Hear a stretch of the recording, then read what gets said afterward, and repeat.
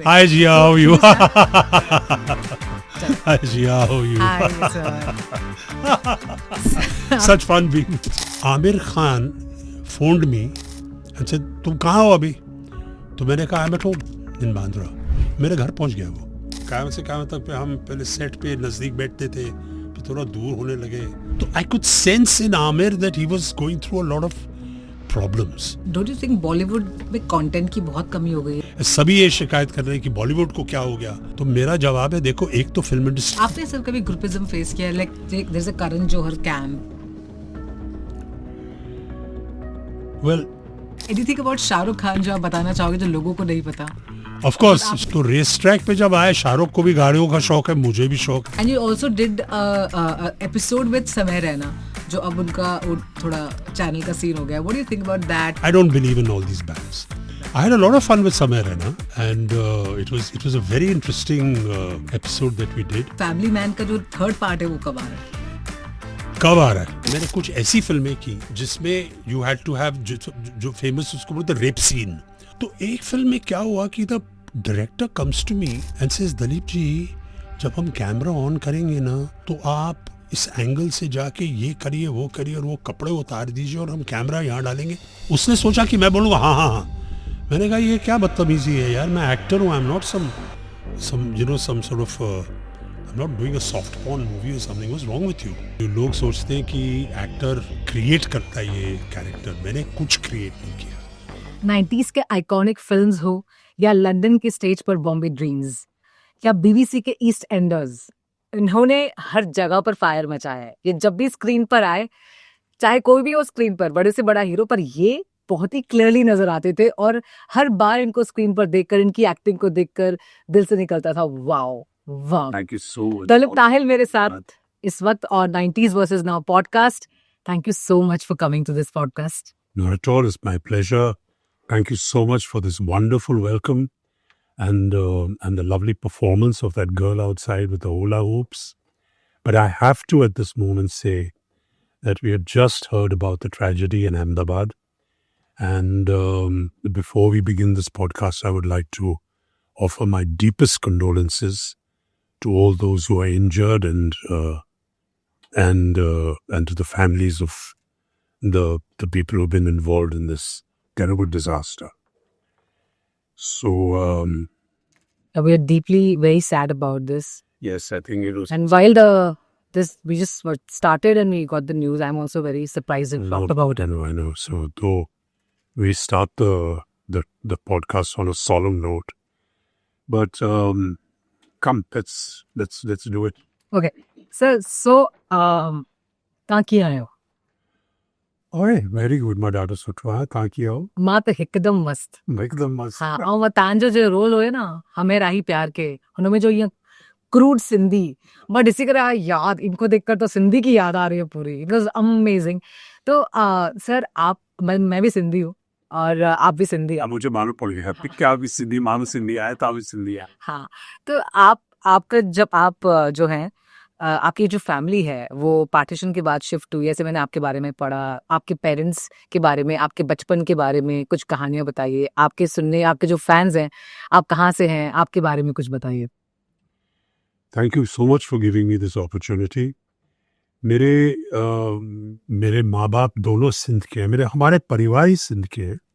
तो ये 1947 की बात है और 1947 में जब पार्टीशन हुआ था तो मेरे पिताजी एयरफोर्स में थे. उस ज़माने में उसको कहते थे रॉयल इंडियन एयरफोर्स. तो उन्होंने जहाज़ लेकर कराची एयरपोर्ट पे आए और मेरी माँ और उनके परिवार को कहा कि 1 घंटे में मुझे निकलना है यहाँ से. सब जो भी सामान वामान हो सब बांध के छोड़ दो जो नहीं है और अब सब निकलते यहाँ से. तो मेरी मासी थी और मेरे मामा थे. तो ये जब उनका जहाज़ वहाँ उतरा तो डेफिनेटली ये खबर फैल गई. तो सब रास्ता देख रहे थे कैसे निकले यहाँ से. तो वहाँ पर सरदार फैमिलीज़ भी थी और तो उनको मालूम पड़ गया कि ये एयरफोर्स का जहाज़ यहाँ से इंडिया जा रहा है. तो भीड़ इकट्ठी हो गई. जब तक ये सारे लोग आए और मेरी मदर्स फैमिली जो है वो सब सामान लेके आए तो इट वाज क्लोज टू 12 बजे ये एयरपोर्ट पाकिस्तानी कंट्रोल में आने वाला था. तो इतने लोग थे, भर के कितने लोगों को ले, ये पूरा करके जहाज़ को भर के जब तक निकल रहे थे वहाँ से, तो पाकिस्तानी कंट्रोल था ने कहा कि अब लेट हो गया, अब ये हमारे कंट्रोल में है इस जहाज़ को, मतलब जहाज़ निकल ही रहा था, तो उन्होंने कहा अभी इसको घुमा के वापस ले आओ प्लीज़। और दे ऑल्सो फायर्ड, उन्होंने गोलियां भी चलाई कॉकपिट के सामने, जहाज़ के ऊपर नहीं लेकिन उसके सामने, कि अब वापस ले आओ जहाज़ को। तो मेरे पिताजी ने उनको वो जो रेडियो उस पर आरटी पे कहा कि ठीक है मैं थोड़ा आगे जा रहा हूँ, यहाँ मैं घुमा नहीं सकता हूँ क्योंकि जो जगह है वो थोड़ा सा सॉफ्ट है और टायर अटक जाएंगे, तो मैं ज़रा घुमा के ले आता हूँ। तो उन्होंने वहाँ से लिया, घुमाया और टेक ऑफ करके चले गए। और कुछ मतलब एयरफोर्स तो थी नहीं वहाँ पर उनको चेस करनी। तो इस तरीके से मेरे पिताजी ने मेरे माँ की फैमिली और बहुत से दूसरी फैमिलीज़ को कराची से निकाल के इंडिया में ले आए। और इसका एक अभी ये हुआ था 1947 में, 1960s में 1970s में मेरे फादर पंजाब में एग्रीकल्चरल एविएशन करते थे, क्रॉप स्प्रेइंग। तो वहाँ पर वो दवा डालते हैं ना खेतों पे, तो उनका काम पंजाब में था, खेतों में। और वहाँ पर इतने साल बाद, 20 साल बाद उनको मालूम पड़ गया कि विंग कमांडर ताहिर रमानी जो हैं, घनश्याम सिंह ताहिर रमानी जो मेरे पिताजी का नाम है, वो आए हैं और वो सब खेत पे दवा डाल रहे हैं। और जिन लोगों को उन्होंने वहाँ से निकाला था वो उसको आके मिले यहाँ पर, उनसे परिवार, उनके बच्चे जो हुए थे, पूरे फैमिलीज़ को ले आए कि इसको मिलो, इनके जहाज़ में हम इंडिया आए थे। और नेचुरली आपको पंजाबियों का उनका तो सेलिब्रेशन मालूम है। और जब भी वो वहाँ जाते थे उनका इतना स्वागत होता था, उनको घर ले जाते थे और अपने मतलब फैमिली से इंट्रोड्यूस करते थे। बहुत बड़ी बात थी उनके लिए, क्योंकि वो तो भूल गए थे कौन कौन, लेकिन उन्होंने एक नाम नहीं भूला कि ये फ्लाइंग ऑफिसर ताहिर रमानी थे। तो जब वो वहाँ वापस गए तो उनको ये, and my fathers to tell me, इससे सबसे बड़ा इनाम, सबसे मतलब उस क्या बोलते हैं उसको, सबसे बड़ा रिवॉर्ड, इससे बड़ा मेरे लिए और कुछ नहीं था कि ये लोग जो आए थे मेरे प्लेन पे, उनके बच्चों से भी मुझे मिलाया गया। वो तो काफ़ी ओल्ड हो गए थे, तो उनके ये थी कहानी उनकी पार्टीशन की। ओके, हम सब बच्चों को यही उन्होंने ही बताया है सब कुछ, कि क्या क्या वो उस दौर से गुजरे और किस तरह से वो वापस आए। हाँ, बहुत बुरा रहा, लोगों ने घर छोड़ना पड़ा भी। ये तो मेरी माँ की कहानी है, लेकिन मेरे जो नाना हैं, जो मेरे माँ के जो पिताजी थे, जो मेरे नाना थे, वो उस टाइम पे थे तकरीबन 50 साल के, पार्टीशन के टाइम पे। तो ये 47 में हुआ, तो उन्होंने कहा तो ये सब ठीक है, लोग जा रहे हैं, वापस आ जाएंगे सब, ये सब ठीक है। वो सबको वही लगा, सब अपनी बेटियों को निकाल दिया उन्होंने वहाँ से। उन्होंने कहा ठीक है, सब लखनऊ में जाके रहे। तो उन्होंने कहा ये ठीक हो जाएगा, क्या है, हम तो मतलब जनरेशंस, पीढ़ियाँ कब से हैं हम यहाँ पर, तो कौन वो तो ठीक हो, लेकिन नहीं हुआ। और 1951 में मेरे नाना फाइनली वो हैदराबाद छोड़ के लखनऊ आए और 1 साल के अंदर गुजर गए। उनसे बर्दाश्त नहीं हो सका, सब कुछ ज़ीरो, मतलब सब कुछ छोड़ गए, मतलब कुछ नहीं रहा, ना घर, ना पैसे, ना बिजनेस, सब कुछ नहीं। तो इट वॉज वेरी डेविस्टेटिंग। और ये कई परिवारों के साथ था, सिर्फ मेरे मदर की फैमिली, मेरे पिताजी की भी फैमिली का यही हालत थी, और सैकड़ों परिवारों में साथ। पार्टीशन का तो आपको मालूम है। और कैसे सिंधी कम्युनिटी, अभी गर्व की बात यह है कि सिंधी कम्युनिटी जो रेफ्यूजीज़ थे, आप और मेरी जो कम्युनिटी है, मैं भाग्यशाली हूँ कि मैं इंडिया में पैदा हुआ था जब मतलब आज़ादी थी। लेकिन ये लोग, मेरे फादर तो एयरफोर्स में थे तो उनको इतना स्ट्रगल नहीं करना पड़ा, लेकिन उस टाइम पे उनको चॉइस दिया गया कि आपको या तो इंडियन एयरफोर्स में आप ज्वाइन कर सकते हैं, आप पाकिस्तानी एयरफोर्स भी ज्वाइन कर सकते हैं, और आपको रॉयल एयरफोर्स में भी ऑफ़र आया था, रॉयल इंडियन एयरफोर्स आया तो वहाँ भी जा सकते हैं। तो मेरे पिताजी ने इंडियन एयरफोर्स सेलेक्ट किया। लेकिन तो उनको, वो एयरफोर्स में थे तो उनको इतना कठिन और इतना स्ट्रगल नहीं करना पड़ा। लेकिन जो बाकी लोग थे, जो जिनका सारा सब चला गया था, कहाँ से शुरू किया इस कम्युनिटी ने, और मुझे तो अपनी ज़िंदगी में एक भी सिंधी नहीं मिला जो भीख मांगता है, मेरे एक्सपीरियंस में। Totally. हो सकता है, लेकिन आज तक भी मैं आपको एक कहानी बताऊंगा हमारी कम्युनिटी की, कि जब हम बांद्रा में आए 1968 में, जब मेरे फादर रिटायर हो चुके थे और ये क्रॉप स्प्रेइंग का काम कर रहे थे, उनका ऑफिस था जुहू एयरफील्ड पे, तो हम बांद्रा में बॉम्बे के बांद्रा में रहना हमारा घर था, वहाँ पर तो हम आ गए थे। एक सिंधी औरत आती थी, उसका नाम था सागर माँ, Okay. और हमारा 3 माले का बिल्डिंग था, मतलब इतनी ऊंची बिल्डिंग नहीं थी लेकिन नॉर्मल। उसकी उम्र हो उस टाइम पे थी मेरे ख्याल 60-65 साल की थी। पूरा बास्केट है, पूरी टोकरी सर पे 3 माले चढ़ के आती थी घर के बाहर, और वो सिंधी खींचे और अचार और पापड़ बेचती थी, और मेरी माँ उससे हमेशा हमेशा खरीदती थी। और उसको, वो कमाल की औरत थी, जब मेरी माँ उसको थोड़ा सा एक्स्ट्रा देती थी कि चलो 20 रुपए का बिल हो गया, मैं तो ये 21 रुपये 22 रुपये चेंज मत दो मुझे वापस, एक एक पैसा का चेंज बहती थी, वो ठीक है मेरे पास, मैं, और वो पता नहीं उल्लासनगर से आती थी बांद्रा, इतनी दूर, एक पैसा एक्स्ट्रा नहीं लेती थी, कहती थी कौड़ी कौड़ी कौड़ी पैसा वापस कर 10 रुपये, जो भी हिसाब है वो इतना एक्यूरेट करती थी, एक पैसा का हिसाब नहीं नीचे ऊपर नहीं होता था। और मेरी माँ मुझे बुला के बोलती थी, इसे देखो, एक पैसा एक्स्ट्रा नहीं लेती है, जो उसकी कमाई का था वही लेती थी। 60 साल की औरत ये टोकरी सर पे रख के पूरे बांद्रा में घूमती थी, ये पापड़ और खींचे और बेहे होती है ना, हाँ। वो सब चीज़ें बेचती थी। सिंधियुनि तो जो त आहे ई तो इस कम्युनिटी में मैं, I am so proud of being a Sindhi. Me also. पूरी दुनिया में आप देखेंगे जहाँ भी सिंधी कम्युनिटी है, दे हैव, कभी कंप्लेन नहीं हुआ है कि हमारा ये हो गया वो हो गया, कुछ नहीं था। और ज़ीरो से शुरू करके आज आप कहीं भी जाइए, अमेरिका में देखिए सबसे बड़े बिजनेसमैन सिंधीज हैं, किसी भी प्रोफेशन में देख लीजिए। Totally. तो I think for you and me it's, We are very I am proud about glad it. You brought this up it. और जो मैंने आमिर आई में मजाक में किया था, but is no disrespect, it was a caricature, Yeah, yeah. जो मतलब वो खिंचाई होती रहती है। और उसमें भी विलेनिश का जो टच दिया था ना आपने, वो बहुत ही इंटरेस्टिंग था। और दूसरी बात क्या है कि सिंधी कम्युनिटी हैज़, उन्होंने इतना देखा है लाइफ में, they have the ability to take a joke on themselves, और ये बहुत बड़ी बात है। और ये वही कम्युनिटी कर सकती है जिसने इतना सब देखा हो, इतना सब खोया है। तो इनको, they have a good sense of humour, they can laugh at themselves, and that is one of the important reasons that the Sindhi community has survived so well.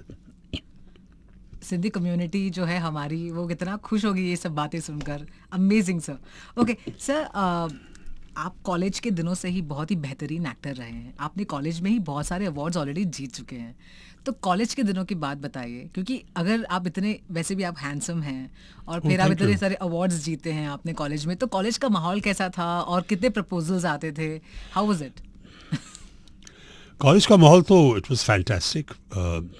1 साल मैं अलीगढ़ यूनिवर्सिटी में रहा, वहाँ पर कोई थिएटर नहीं था अनफॉर्चुनेटली, माहौल बहुत बढ़िया था।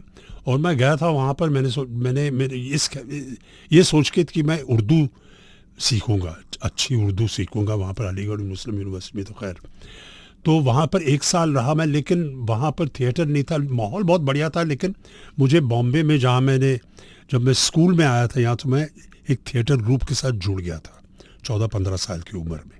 थिएटर ग्रुप एलेक और पर्ल पदमसी, वो मेरे गुरु हैं। तो जब मैं क्लास 10 में था, तो वहाँ पर उनके साथ मैंने प्ले किया था। मैं 3 महीने की छुट्टी मिलती थी स्कूल से, 9 महीने स्कूल, 3 महीने की छुट्टी। तो जैसे मैंने अगर आपको 68 में हम आ गए थे बॉम्बे, तो 68 और 69 में मैंने स्कूल ख़त्म किया। 67 में आए थे, 68-69 में स्कूल ख़त्म किया। तो मैं वो थिएटर ग्रुप के साथ जुड़ गया था। तो 1 साल जो मैं अलीगढ़ गया, तो मेरे जो डायरेक्टर थी पर्ल पदमसी, उनका एक दिन मुझे घर पे फ़ोन किया और पूछा कि तुम्हारा लड़का है कहाँ, ये 1 साल के लिए दिख नहीं रहा है, किधर चला गया? तो मैंने कहा मैं अलीगढ़ में हूँ। अलीगढ़ में क्या कर रहे हो, वापस आ जाओ, यहाँ पर तुम्हारे लिए एक प्ले कर रही हूँ मैं, इंग्लिश म्यूज़िकल, जो मतलब उस ज़माने में सबसे पहला म्यूज़िकल था इंग्लिश में। तो मैं 1 साल अलीगढ़ में करके मैं वापस यहाँ आ गया बॉम्बे में, और जेवियर्स कॉलेज में मैं उसमें I joined Xavier's college. Xavier's में हमने कुछ प्लेस किए थे जेवियर्स कॉलेज में, लेकिन मेरा काम ज़्यादातर के थिएटर ग्रुप के साथ था, प्रोफेशनल थिएटर में। तो मैंने कॉलेज प्लेस कम किए, बट लेकिन मैंने उस ज़माने में थिएटर ग्रुप एलेक और पर्ल पदमसे के साथ प्रॉपर प्लेस किए, जहाँ टिकटें बिकती थी और वो जो एमेटर थिएटर बुलाते थे उसके, लेकिन स्टैंडर्ड बहुत बढ़िया था। और कॉलेज प्लेस नहीं थी ये, बाकायदा लोगों को टिकट मतलब देकर देखना पड़ता था। तो मेरी ट्रेनिंग वहीं हुई, विदाउट एनी कॉम्प्रोमाइज़। ये नहीं है, it was like almost professional training. तो वहाँ से बैक स्टेज से शुरू करके, और हाँ ये तो मतलब था ही कि मतलब थिएटर में the main incentive was also they कि लड़कियों से मुलाकात होगी, वो तो हमारा मेन चीज़ होता था कि लड़कियां कहाँ मिलेंगी। सर आप एक्टिंग इतनी बढ़िया करते थे, तो किसी ने ऐसे मतलब आपके पास किस्से होंगे ना कि आके आपको अप्रोच किया जाता होगा, because you are a popular face of. अरे वहाँ मुझे कौन अप्रोच करता था, मैं उनको मैं उस टाइम पे वनराज भाटिया साहब थे, उनको मैं कभी भूलूंगा नहीं। तो उनके साथ एक म्यूज़िकल प्ले किया था मैंने, तो वो मुझे बुलाकर ये रेडियो के जिंगल्स, जो एडवर्टाइजिंग के जिंगल्स होते हैं ना, गाने गवाते थे मुझसे, वॉइस ओवर करता था मैं। तो थोड़े पैसे कमाता था, तब मैं अपनी गर्लफ्रेंड को ले जाता था मेट्रो सिनेमा में, और समोसे का पैसा होता था और उसका थोड़ा सा होता था। तो इट वाज एक अच्छा एटमॉस्फेयर था, it was very relaxed, very laid back. और जितने भी हम सब थे थिएटर में, गर्ल्स बॉयज़, मतलब ऐसा कुछ था नहीं, मतलब मिलना उलना, we all very good friends and तो इट वाज बहुत अच्छा माहौल था। लेकिन it was a big incentive कि यहाँ लड़कियाँ आएंगी थिएटर में। हाँ ओके सर, आपने टीवी में भी काम किया है, 90s के दौर में टीपू सुल्तान और बुनियाद जैसे सीरियल्स में भी आपने काम किया है। Tell us about that 90s का दौर, जो आप मिस करते हो उस 90s के दौर की वो वाली बातें। बहुत, इट वाज 90s का दौर जो है, टेलीविज़न जब आया था पहले तो it was in black and white, और एक ही चैनल हुआ करता था, दूरदर्शन। और दूरदर्शन में एक फिल्म वो फिल्म आती थी 6 बजे शाम को, तो सब, मेरे पिताजी यूके गए थे, तो वो एक ब्लैक एंड वाइट टीवी ले आए। तो वही बात होती थी, एक टीवी होती थी बिल्डिंग में, सारे आके शाम को बैठ जाते थे, और एक वो थिएटर, सिनेमा थिएटर किस्म का माहौल होता था, लिविंग रूम में सब बैठे हुए हैं, बच्चे सब, वो 6 बजे का शो देखते, फिर लोग चले जाते। फिर एक टेलीविज़न, फिर दूरदर्शन में एक सीरियल आया जिसका नाम था हम लोग। हाँ। तो वहाँ से परिवर्तन हुआ, वहाँ से लोग मतलब उसकी फैन फॉलोइंग इतनी मतलब तगड़ी थी उस ज़माने में, हम लोग तो सो पॉपुलर कि मतलब लोग तो टेलीविज़न पे मतलब अटक जाते थे। हाँ। और उसके एपिसोड्स थी उस टाइम पे, साल में 104 एपिसोड में, तो हफ्ते में 2 बार आया करता था। okay. तो वो हम लोग एक्चुअली शोड पीपल दैट ये टीवी सीरियल का इम्पैक्ट क्या है। जो बड़ी फिल्मों के दिमाग में, उनके जहन में ये बात बैठी नहीं थी, वो तभी भी कह रहे थे कि ये छोटा पर्दा है, ये क्या है, इसमें क्या हाँ। समझ में नहीं आया था लोगों की चक्कर क्या है। वहाँ से वही राइटर जिन्होंने हम लोग लिखा था, डॉक्टर मनोहर श्याम जोशी, कमाल के राइटर थे, हम लोग लिखी। और फिर वो बॉम्बे आए और रमेश सिप्पी साहब के लिए उन्होंने बुनियाद लिखी। और हमारा उस टाइम पे हम सिप्पी साहब, रमेश जी के साथ काम कर रहे थे, शान की उनके साथ, शक्ति की मैंने, तो उन्होंने हमें बुनियाद के लिए बुला लिया। हम जो उनके जो ग्रुप में थे, तो मुझे भी बुलाया और मुझे बुनियाद, तो वहाँ से हमारा, और फिर बुनियाद रिलीज़ हुई। तो पहले तो लोगों ने कहा मतलब ये 2 एपिसोड हफ्ते में 2 एपिसोड करना, मतलब आधे घंटे का एपिसोड क्या प्रॉब्लम है। लेकिन जब वो रिलीज़ होते गए और जब प्रोग्राम शुरू हुआ, तो सिप्पी फिल्म्स में क्या वो मशीन कैसे चला था, डबिंग करनी पड़ती थी, ये तो it was all in the very infant stages. It was very hard work. It was a lot of hard work, but very rewarding. Okay. And Bunyad had such an impact. क्योंकि बुनियाद के बाद आए रामायण महाभारत, सब उसके बाद आए। बुनियाद की पॉपुलैरिटी इतनी कमाल की थी कि पब्लिक को भी लग रहा था, क्योंकि उनको भी टेलीविजन सीरियल्स का वो आइडिया नहीं था कि ये इसका इम्पैक्ट वाज फैंटास्टिक। तो लोग बुनियाद वाज वेरी पॉपुलर, लेकिन हमें भी ये महसूस नहीं हुआ कि ये जो घर के अंदर आता है, लोग एक्चुअली इसका इतना एफिलिएशन रखते हैं कि सोचते हैं ये कैरेक्टर्स रियल हैं, ये कैरेक्टर्स हमारे हैं, ये हमारे घर में आते हैं, ये मतलब हमारे कैरेक्टर्स हैं। बड़े पर्दे पे अलग बात है। और इसका मैं एक किस्सा सुनाऊंगा मैं आपको। बुनियाद की जो फंक्शंस होते थे, एक बार हम सारे आर्टिस्टों को दिल्ली बुलाया गया था ओके एक फंक्शन में, और सोनी राजधान और मैं हस्बैंड एंड वाइफ थे उसमें। ओके सोनी राजधान, तो अभी सोनी भट्ट, तो आलिया की माँ जो है, हाँ, ओके तो ताकि ऑडियंस को मालूम पड़े। तो सोनी एंड मी व हस्बैंड एंड वाइफ, भूषण पुत्र एंड लोचन। ओके और हमारे बीच में वो स्क्रीन पे वही था कि जमती नहीं है वो। मैं IAS ऑफिसर था, ईमानदार आदमी, जो मतलब दिवाली के दिन पे भी मिठाई नहीं लेता था कि लोग ये ना सोचे कि मैं घूस ले रहा हूँ। और वो कहती थी कि कमाल के आदमी हो तुम, मतलब इस ज़माने में तुम मिठाई भी नहीं लेते हो और ये भी नहीं है वो भी। तो हमारे बीच में वो चलता रहता था। तो जब हम दिल्ली गए और सारी कास्ट थी, वहाँ पर एक पार्टी चल रही थी, एक बहुत बड़े घर में लॉन में एक पार्टी चल रही थी। तो सोनी कहीं और बात कर रही थी और मैं कहीं और था, तो बात कर रहे थे। तो एक पंजाबी सीनियर लेडी ने मुझे बुलाया, सर पुत्र इथे आ। तो मैं जानता नहीं था उसको, तो मैं गया उसके पास, एंड शी टोल्ड मी, और पंजाबी में उसने कहा मुझे, देख यही तुम्हारा प्रॉब्लम है, तेरी वोटी जो है वो कहीं और बात कर रही है और तू यहाँ खड़ा हुआ है, तू किसी और से बात कर रहा है, इसलिए तुम लोगों के बीच में प्रॉब्लम होता है, जाओ उसके। तो मैंने कहा, और मुझे पहली बार रियलाइज हुआ कि ये इम्पैक्ट क्या है टीवी का और ये सीरियल्स का इम्पैक्ट क्या है। उसको पूरा यकीन था कि हम हस्बैंड एंड वाइफ है। तो मैं सोनी के पास गया और मैंने सोनी को कहा, मैंने कहा सोनी इसने ऐसा ऐसा होता है, अब इसका इल्यूजन मत तोड़, you pretend that you are my wife and you come with me and we'll both say sorry to her. तो Soni is very sporting, she is a wonderful girl, she said ya, she couldn't believe it, she said क्या बात कर, I said absolutely right, but इसका जो image है उसको तोड़ेंगे नहीं हम। तो मैं तेरे को बोलूँगा, मैं तेरे को जाऊँगा, मैं बुलाऊँगा तेरे को, and you come like an obedient wife. So I did that and she came and we spoke to her and she blessed us. उसने आशीर्वाद दिया हमें कि आपकी जोड़ी सही सलामत रहे, नहीं यू नो इन पंजाबी कि अभी हमारा सब ठीक होगा। Then she must have gone back to see Buniyaad, उससे कुछ फ़र्क नहीं पड़ा। सो दिस वाज, ये टेलीविज़न का इम्पैक्ट था।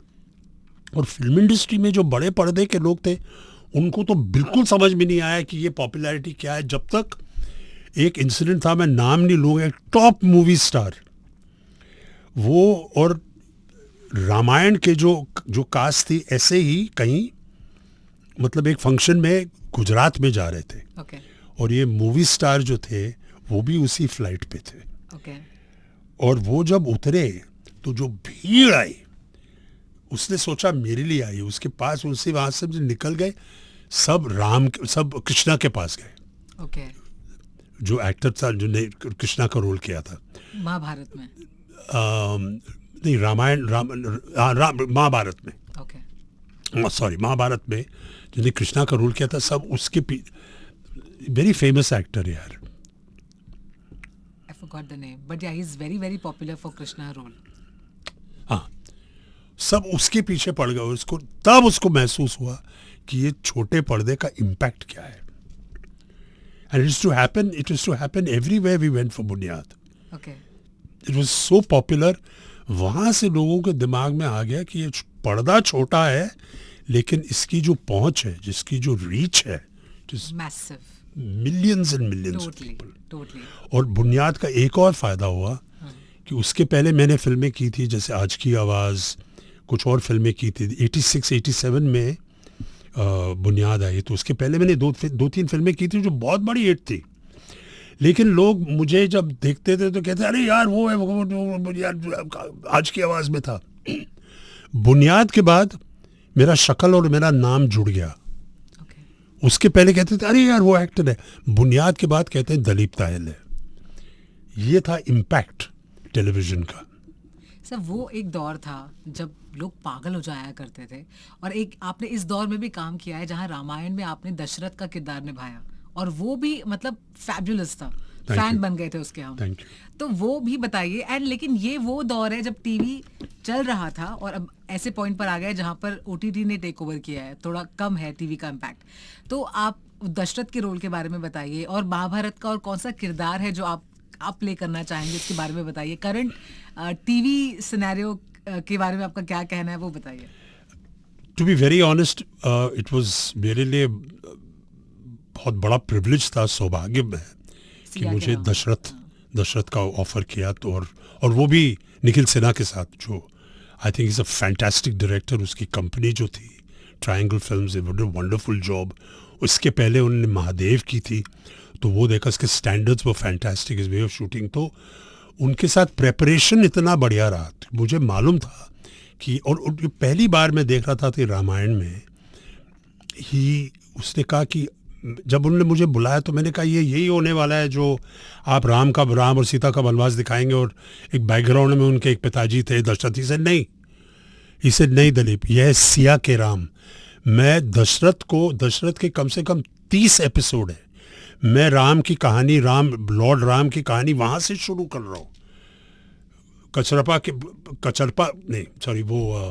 दशरथ की वो जो वॉर हुआ था अयोध्या में, उसके पहले जो कराची में जो आई थिंक रावण के साथ जो बैटल हुआ था, वहाँ से शुरू किया, कैकाई की कहानी, और सारे मतलब उसकी जो दशरथ की कहानी है राम के जन्म तक, वो पूरा कर रहे हैं हम। तब मुझे लगा कि हाँ, पहली बार दशरथ की कहानी को अहमियत दी जा रही है।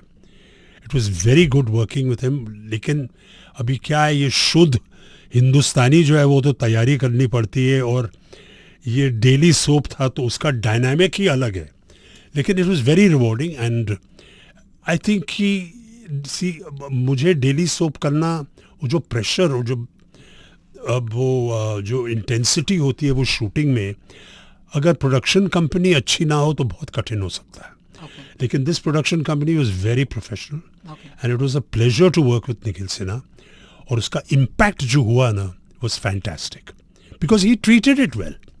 उसने ये पूरी कहानी, जो दशरथ की कहानी है, और कैकेयी और कौशल्या और सुमित्रा, जो उनकी 3 बीबियां हैं, और वो पूरी जो प्रोल्यूड जो प्रोलॉग आता है राम के जन्म के पहले, इतनी अच्छी तरह पेश किया उसने। It was a story in itself. It had almost 30-40 episodes. तो it was, I mean, for me it was an absolute treat. और उसके बॉलीवुड में जो महाभारत बन रही है, उसमें अगर आप कोई किरदार आमिर की महाभारत बन, हाँ, देखो आप मुझे, कौन सा रोल प्ले करना चाहोगे? I don't know, महाभारत में I would love to see you as Bhishma Pitamah actually. Bhishma Pitamah, Yeah. उनके I don't know, अगर मुझे ऑफर वो जो एक्टिंग की जरूरत है, मुझे लगता है वो बात है। Let's see. आप कौन सा करना चाहेंगे? मैं भी आई ऑल्सो थिंक कि अभी इस मेच्योरिटी में जो मेरा विंटेज है, अगर भीष्म पितामह का रोल मुझे ऑफर किया जाता तो it will be a big honour. But let's see, I don't know, actually I am not, मैं इतना माइथोलॉजिकल्स में मुझे इतना शौक नहीं है, टू बी वेरी ऑनेस्ट। मैं as an actor I like to watch mythologicals, लेकिन पूरा कॉस्ट्यूम ड्रामा, दाढ़ी वाड़ी ये लगाना, डेली सोप करना, is very strenuous. And I have done it once, मैंने एक बार ये किया, लेकिन for me the production company and the thing has to be very special to do a costume drama, and as the years go by it becomes even more difficult. But having said that, I suppose if अगर मुझे पूछा जाए, जैसे आपने कहा भीष्म पितामह, तो I would definitely consider it. Okay. Sir, director Shyam Benegal ने आपको पहले नोटिस किया गया था और फिर आपको फिल्म ऑफर हुई थी। तो मुझे पूछना है कि उस टाइम पर भी ऐसा था कि हीरो बनने के लिए ही एक एक्टर जो है वो बहुत एक्साइटेड रहता था। कई बार अगर एक हीरो को विलन का रोल ऑफर हुआ है तो वो मना भी कर देते थे। सो जब आपको एक फिल्म ऑफर हुई अंकुर, तो how was it, and tell us about आप क्या बनना चाहते थे? आई टेल यू, उस टाइम पे मैं कुछ नहीं बनना चाहता था, मैं थिएटर में काम कर रहा था। हम अंग्रेज़ी म्यूज़िकल कर रहे थे, गॉडस्पेल था, जिनके डायरेक्टर थी अपना मेरी जो गुरु हैं पर्ल पदमसी जी। मज़े कर रहे थे हम स्टेज पे, गाने वाने ये वो, जीसस क्राइस्ट पे कहानी है, बहुत पॉपुलर हुई, सुपर हिट रही। जहाँ तक इंग्लिश थिएटर की बात है, भोलाभाई देसाई में हम शोज़ करते थे, 6-8 शोज़ किए थे हमने, बिल्कुल हाउसफुल। जो तो हमारा जो ग्रुप था और जो भी इसकी ऑडियंस थी, दे लव्ड इट। और एक दिन शो के बाद एक साहब आए मेरे पास, जो मैंने श्याम बेनेगल साहब का नाम सुना था क्योंकि एडवर्टाइजिंग में बहुत बड़ा नाम था उनका, एडवर्टाइजिंग फिल्म्स का था, लेकिन मैं कभी मिला नहीं था उनको, तो मुझे मालूम नहीं था कि मतलब वो आई don't know what he looks like, उनकी शक्ल नहीं देखी थी मैंने। तो एक साहब आए मुझे और उन्होंने कहा कि I like your work, I like what you did, and he said अगर आप हेयर कट करवाएंगे, सबके बाल लंबे थे उसमें, ही सेड अगर आप हेयर कट करवाएंगे, अंग्रेजी में बोला उसने मुझे, if you get a hair cut I have a role for you, I am doing a film in Hyderabad, I have a role for you if you get a hair cut. तो मैंने कहा film hair cut, तो मैं Pearl के पास गया, मैंने Pearl, she said that's Shyam Benegal, you fool, इस श्याम बेनेगल है। तो I went back, I said sorry sir, Shyam Babu. तो उस टाइम उसको बाबू नहीं बोलती, श्याम है, कौन सा। So I said okay, so I went, मैं पर्ल के पास गया, मैंने पर्ल ऐसे, वो कह रहे हैं कि hair cut, she said go get your hair cut and go. तो मैंने उसी टाइम सब मिल रहे थे वहाँ पर, मैंने श्याम जी से कह दिया, मैंने कहा हाँ मैं करूँगा, मैं हेयर कट करवा दूँगा, और मैं भूल गया। मैंने कहा ठीक है, यू नो, सब पूरे वो में आई वेंट होम, 2 और शोज़ किए हमने। फिर एक दिन एक साहब आए मेरे घर के बाहर, यू नो, एंड सेट कि मैं श्याम बेनेगल साहब के ऑफिस से आया हूँ, आप दलीप ताहिल हैं यहाँ पर। तो मैं आया दरवाजे पे, तो उन्होंने कहा श्याम जी ये एनवेलोप ये आपके लिए है, it's come from Shyam Benegal's office, ये आप देख लीजिए। चला गया, तो उस एनवेलोप के अंदर ट्रेन टिकट्स थी। एक ट्रेन टिकट था sleeper 2nd class to Hyderabad from Bombay, और 200 रुपये फॉर द जर्नी, ये मुझे दिया गया। तो I was, and my mother was also so impress, she said अरे ये कहाँ, तू कहाँ जा रहे हो, I was going to do a movie. तो ऐसा मेरा मूवी का करे, तो बाल कटवाए मैंने, हैदराबाद पहुँच गया। अभी श्याम बाबू उस टाइम पे क्या होता था कि I didn't know, but Shyam Benegal साहब was the first person to bring in start to finish. Shyam Babu का बिल्कुल हॉलीवुड स्टाइल था कि 35 दिन की शूटिंग थी टोटल फिल्म की, लेकिन उनका ये था कि आप चाहे 5 दिन का काम कर रहे हो और you are working for 30 days, you have to be on the set. मुझे ये नहीं कि इसको बुलाओ उसको, क्योंकि जब भी मैं शूट कर रहा हूँ I want my actors to be in the hotel, उसका हम तुम्हें रखेंगे वहाँ पर, ठहराएंगे, कोई टेंशन नहीं है, लेकिन I want all my actors presence. तो मुझे मालूम नहीं था, but this was like paradise to me, कि मेरा टोटल काम 7 दिन था out of a 35 day film, which is a lot. लेकिन 7 दिन था कि 2 दिन होते थे हफ्ते में, फिर 4 दिन का गैप होता था, फिर या 6 दिन का गैप होता था, तो टोटली ऐसे करा के मेरे 7 दिन थे।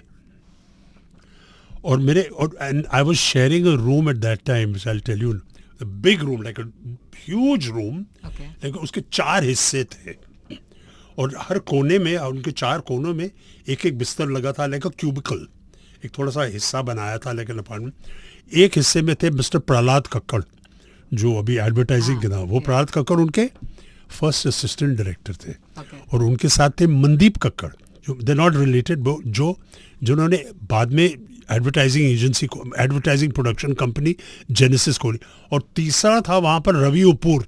ये 3 पार्टनर बन गए, and they open one of the most successful advertising production companies in the country. चौथा मैं था। तो ये 3 प्रोडक्शन में थे और मैं एक्टर था। इनका रोज था काम बेचारों का, इनको उठना पड़ता था 5:30 बजे, 5 बजे सुबह, 6 बजे सेट पे, तीनों को जाना पड़ता था। मुझे कॉल, कभी कभी मुझे कॉल शीट आती थी, कभी कॉल शीट आती नहीं थी, तो मैंने कहा ये अच्छा है, अगर रात को कॉल शीट नहीं आती थी तो मैं बाहर चला जाता। और पॉकेट मनी भी देते थे श्याम बाबू।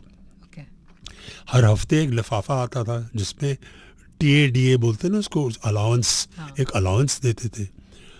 तो I was having a great time. So जब मैं वापस आया करता था तो ये 3 बंदे मैं 4:30 बजे रात को सुबह को वापस आता था घूम फिर के, और मैं चाबी इनके पास होती तो मैं दरवाज़ा घंटी बजाता था, खटकाता था, और प्रहलाद उठ उठ के मुझे क्या गालियाँ सुनाता था, यार यू नो आप अभी वो गुड गेट अप, 6 बजे हमें जाना है तो 4:30 बजे आ रहा है, तो वो पूरा सुन के ऐसे, तो that became a bond and a friendship, तो it was great fun. Okay, तो और what a film to work in. Ankur के डीओपी थे गोविंद नैलानी जी। स्टारकास्ट देखिए, क्या स्टारकास्ट रखी थी, मतलब इकट्ठी की थी, cult film of that, cult film. Shabana Azmi of course वो, कॉन्वर्सेशन है दोस्तों वाली, वो भी काफी दिल को छू जाती है। हाँ, तो ऐसे हमारी दोस्ती होगी। रोज मैं जब आता था तो ये चिल्लाना सब चलता था, और वो सेट पे ये कहते थे 6 बजे जाना है, तू 4:30 बजे। थोड़ा सा जेलसी भी था उनको कि ये इतने मज़े ऐश कर रहा है और हमें इतनी मेहनत करनी पड़ रही है, ये कौन सा नया एक्टर है मज़े कर रहा है। But it was good, it's all in good fun.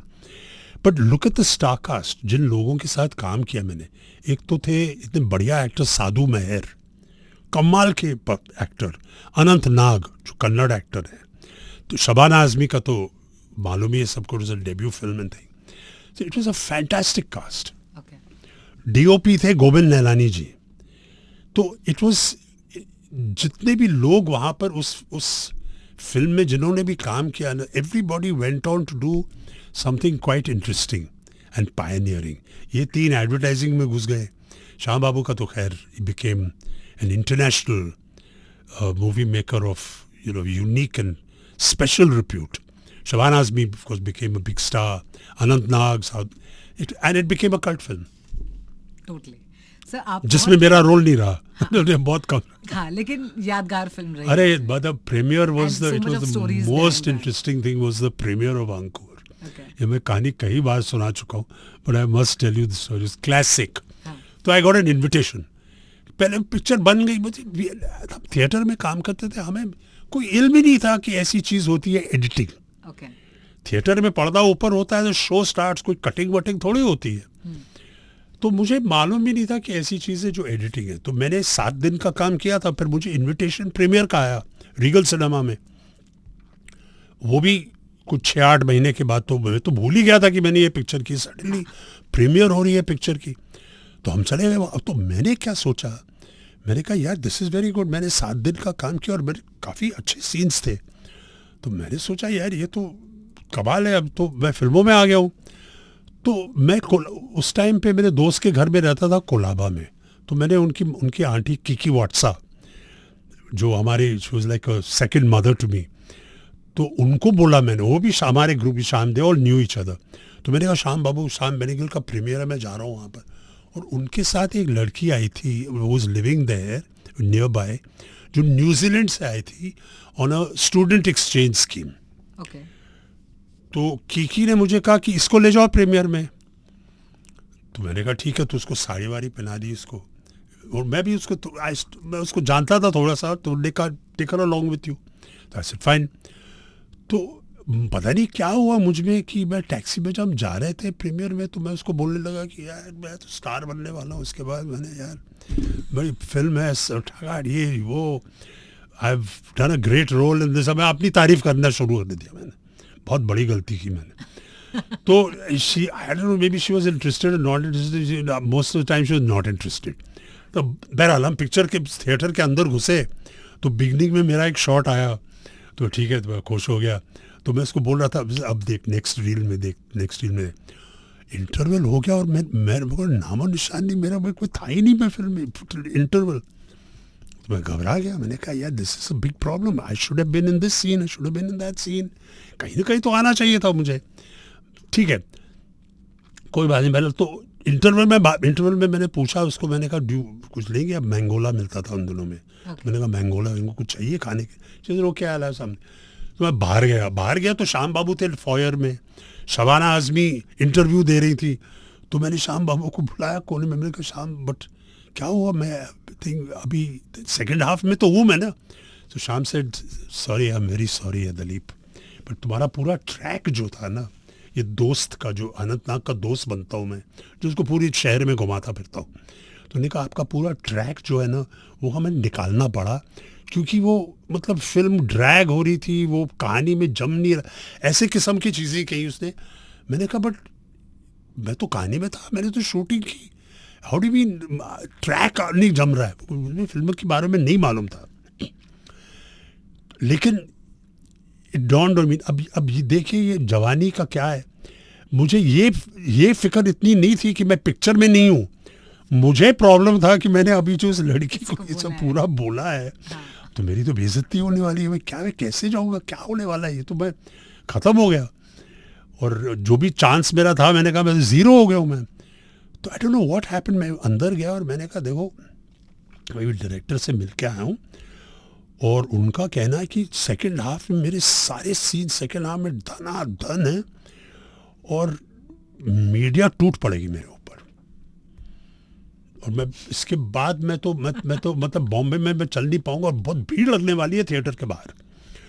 तो वो डर गई, वो गोरी थी वैसे भी। तो मैंने कहा अभी तो श्याम बाबू ने मुझे कहा है कि अगर तुम्हें रुकना है रुको, लेकिन नहीं तो तुम चले जाओ आफ्टर पार्टी जहाँ हम रखे वहाँ जाओ। तो मैंने कहा what do you want to do? She said no let's go I don't want the crowd and all that. तो मैंने कहा परफेक्ट। तो मैंने कहा ओके ठीक है, we can't leave now, let the light, जैसे वो बत्ती लाइट बंद होती है और थोड़ा पिक्चर को थोड़ी सी सेकंड हाफ को शुरू होने तो हम निकल जाएंगे।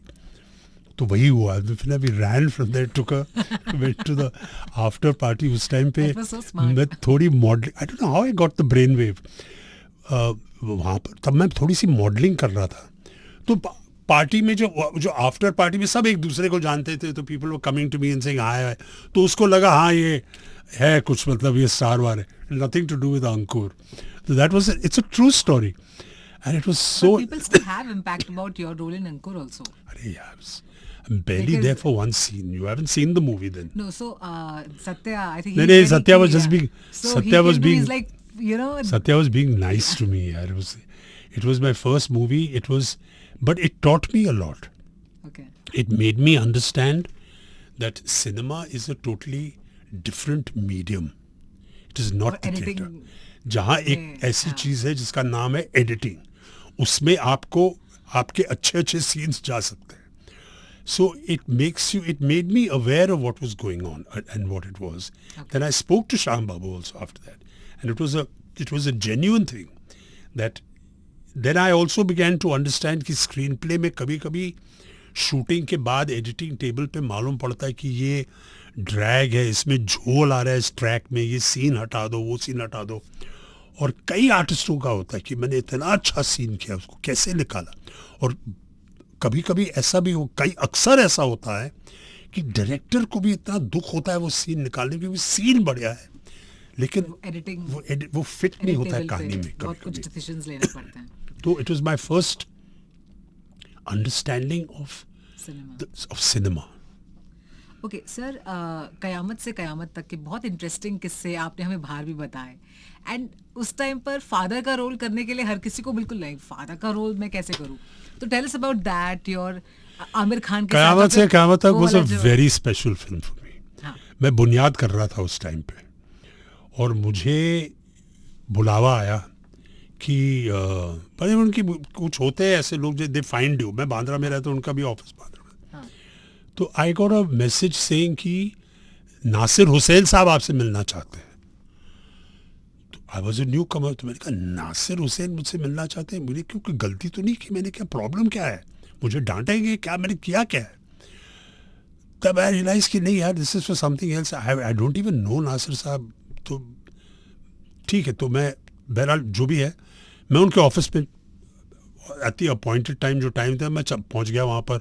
उनका ऑफिस हुआ करता था महबूब स्टूडियो के डायरेक्टली, उनका महबूब स्टूडियो का जो मेन गेट है ना बांद्रा में, उसके डायरेक्टली ऑपोजिट नासिर साहब का ऑफिस था, ताहिर साहब का ऑफिस है ओके, जो आमिर के वालिद साहब हैं, अच्छा। उनका ऑफिस होता है, नासिर साहब का भी ऑफिस वो होता। तो मैं वहाँ पहुँच गया, मुझे अंदर बुलाया गया। नासिर साहब के बहुत बड़े डेस्क पे बैठते थे, and he had a huge big desk जहाँ वो बैठते थे, बिल्कुल हॉलीवुड प्रोड्यूसर की तरह। तो मैं अंदर आया, जब मैं अंदर आया तो साइड पे मैंने देखा कि तीन बच्चे बैठे थे। एक बहुत गोरा सा था, लाल लाल गाल थे उसके, और टेरिबिक बहुत थिंग, और बिल्कुल स्कूल बॉय जैसे लग रहा था, और उसके साइड पे एक लड़की बैठी थी और एक और लड़का बैठा था, और कुछ ऐसे ही मुझे अजीब किस्म की तरीके से देख रहे थे यूं यूं करके। ठीक है, तो मैंने उनको कुछ I didn't even notice them, इसको देख के मैं नासिर साहब के सामने बैठ गया। नासिर साहब ने नरेशन शुरू की, लुक एट द प्रोफेशनली, ये नहीं कहा कि मेरी पिक्चर है तुम कर रहे हो, ने कहानी सुनानी मुझे शुरू की।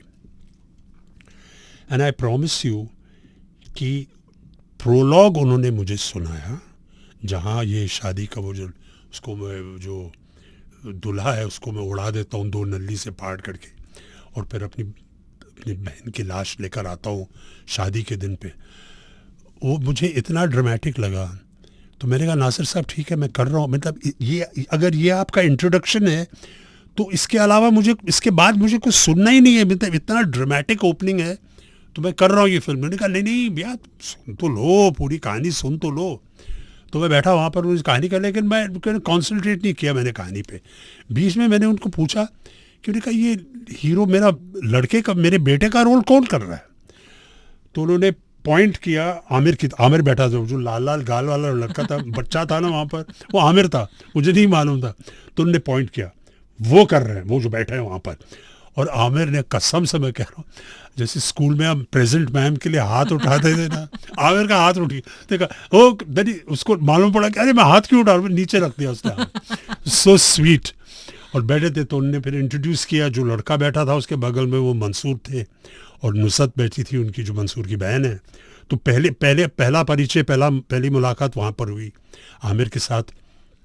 और मुझे बाद में जब मैं नासिर से शूटिंग चल रही थी तो एक दिन नासिर साहब सेट पे आए, और मुझे जैसे मैं शूटिंग कर रहा था क्या था, मैंने कहा यार मेरी तो लॉटरी लगी यार, ये क्या, ये बड़ा फैंटास्टिक फिल्म, बड़ा फैंटास्टिक डायरेक्टर, यहाँ का माहौल इतना अच्छा, इतनी बढ़िया पिक्चर बन रही है। आलोक नाथ भी थे उसमें, was my elder brother and he was such a good artist, still is wonderful artist. तो जब काम शुरू हो रहा था तो मैंने कहा यार मैं तो बहुत ही अच्छी जगह में, मेरा सच्ची मेरी लॉटरी लग गई है, this is a fantastic role. Dialogue जो थे, सब कुछ जो था। तो एक दिन नासिर साहब सेट पे आए, ऐसे ही विजिटिंग तो शूटिंग कर रहे थे हम। तो मुझे थोड़ा सा टाइम मिला नासिर साहब के साथ, तो मैंने थोड़ा हिम्मत उड़ा, मैं पूछा मैंने नासिर साहब से, मैंने कहा नासिर साहब अपने कमाल के ऐसे रोल में आपने मुझे कहाँ ढूंढा, मतलब मेरा नाम आया कैसे आपके दिमाग में?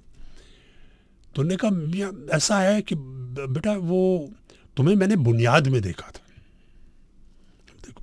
Look at the advantage of बुनियाद, और सिर्फ मुझे ऐसा ही कैरेक्टर चाहिए था जो ईमानदार भी लगे लेकिन स्ट्रॉन्ग, इमोशनली स्ट्रॉन्ग हो, लेकिन एक ईमानदारी हो उसमें, एक ऑनेस्टी हो उसमें, और कॉम्प्रोमाइज़ नहीं करेगा ये आदमी।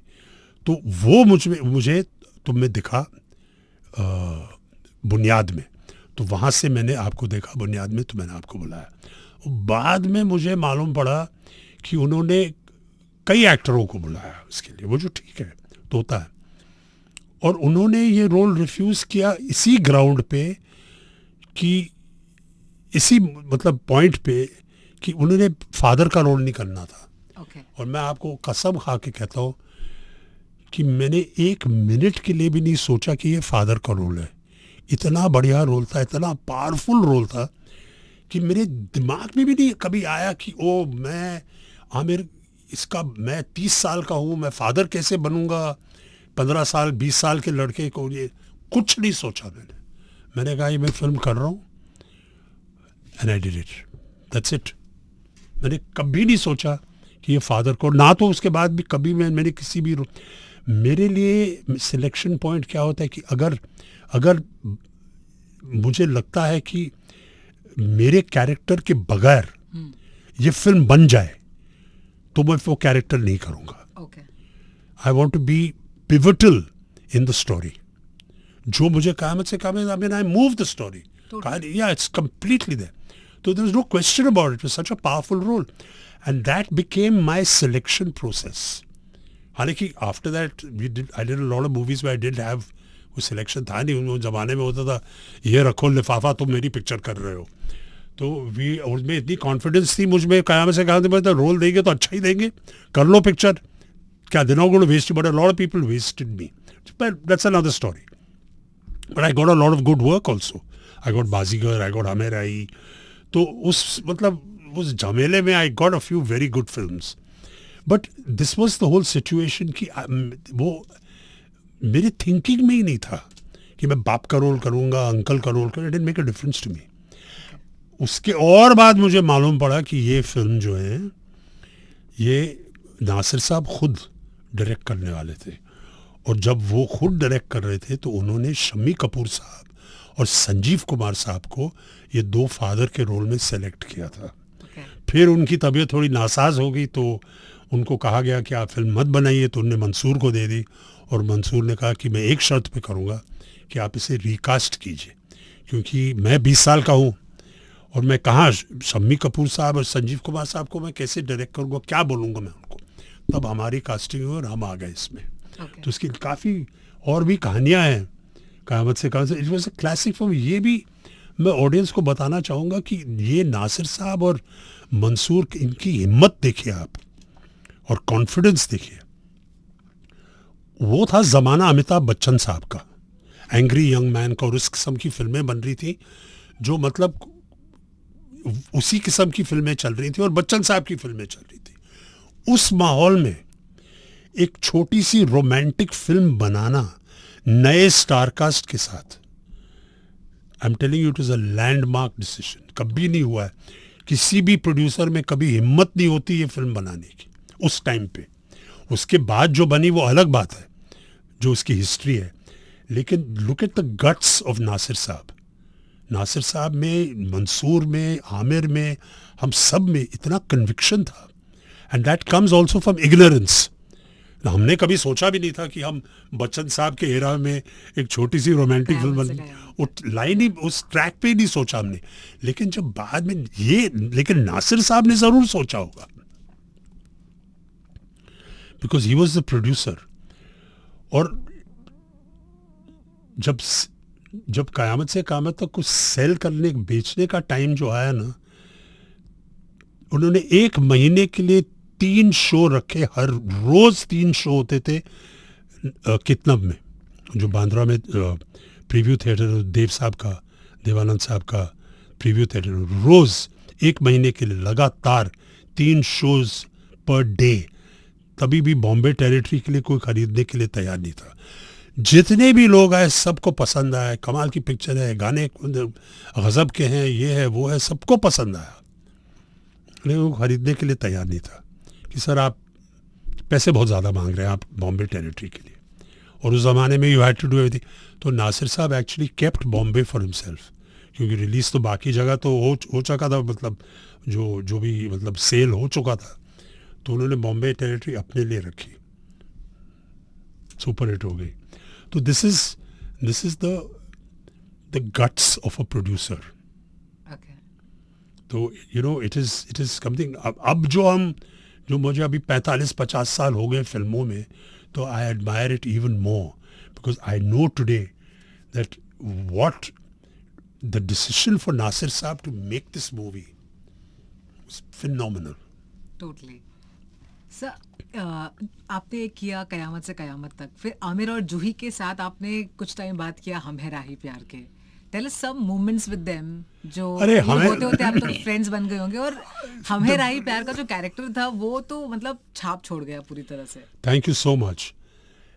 हमें राही वाज, लुक, आमिर के साथ मैं कई फिल्में कर रहा था और ऐसा दौड़ आ गया था तब तक कि एक तो व्हेन वी कायम से कायम तक पे हम पहले सेट पे नज़दीक बैठते थे, फिर थोड़ा दूर होने लगे कि भैया ये क्या हो रहा है. मतलब हर फिल्म में मैं उनका फादर था, समझ में नहीं आ रहा था. आमिर को भी समझ में नहीं आ रहा था, क्योंकि उस ज़माने में स्क्रिप्ट तो लिखते नहीं थे, कंप्लीट स्क्रिप्ट्स. तो he was also going through a lot of adjustment, trauma, जो जिस तरीके से क़यामत बनी थी with a complete script. So I could sense in Amir that he was going through a lot of problems. Okay. In terms of, there were no bound scripts. लोग आपको hero लेते थे, then they built the script around it. So Amir, I used to see him on the set saying, लेकिन ये scene, वो scene. There was a lot of confusion Okay. in the filmmaking in that time. and it showed on the screen in most of the films. And I was there in a lot of films with him, and Juhi was also there. So it was getting to be a bit of a problem कि यार ये मतलब हमें उस time पर मालूम नहीं था कि लोग प्रपोजल बनाते. आमिर है, ही इज द हीरो. अरे हाँ, उसके बाप को दलीप ताहिल, ब्लाइंडली ओके कि Dalip Tahil will be the father for Aamir, क्योंकि वो फादर है, वो सुपर कयामत से कहा तो तू ही फादर होगा. तो we had started actually, I had started getting bothered about it कि यार ये मतलब, and I was also feeling the impact of it कि यार ये कुछ लिखा हुआ, कुछ ऐसे क्रिएटेड रोल्स नहीं है जैसे क़यामत से क़यामत तक का. तो वो that realization comes in. But for हमेरा ही Aamir Khan phoned me and said तुम कहाँ हो अभी? तो मैंने कहा I am at home in Bandra. मेरे घर पहुंच गया वो आमिर, टिंग डोंग आगे बैठ गया. तो मैंने कहा hello Aamir, how are you, sit down, चाय पियो. ही सेड नहीं वो सब ठीक है, I want you to do this role. तो मैंने कहा what role? He said Mahesh Bhatt के साथ हम ये फिल्म कर रहे हैं, हमें आई इसमें got this character was completely like this, like that, absolutely crazy, over the top, mad kind of character. You must do it. You're the one who can do it. So I said, Amir, are you crazy? I've never done. मैंने ऐसा कभी character सोचा भी नहीं. He said, you don't worry, तू बस तेरे को ही करना है. And I said, नहीं यार, Amir, don't be mad. I can't. वो हिला नहीं मेरे घर से. He said, you have to do this character. I want you to do it. तो आमिर को ना बोलना तो is not possible. ये आपको शायद मालूम होगा. Cannot refuse him.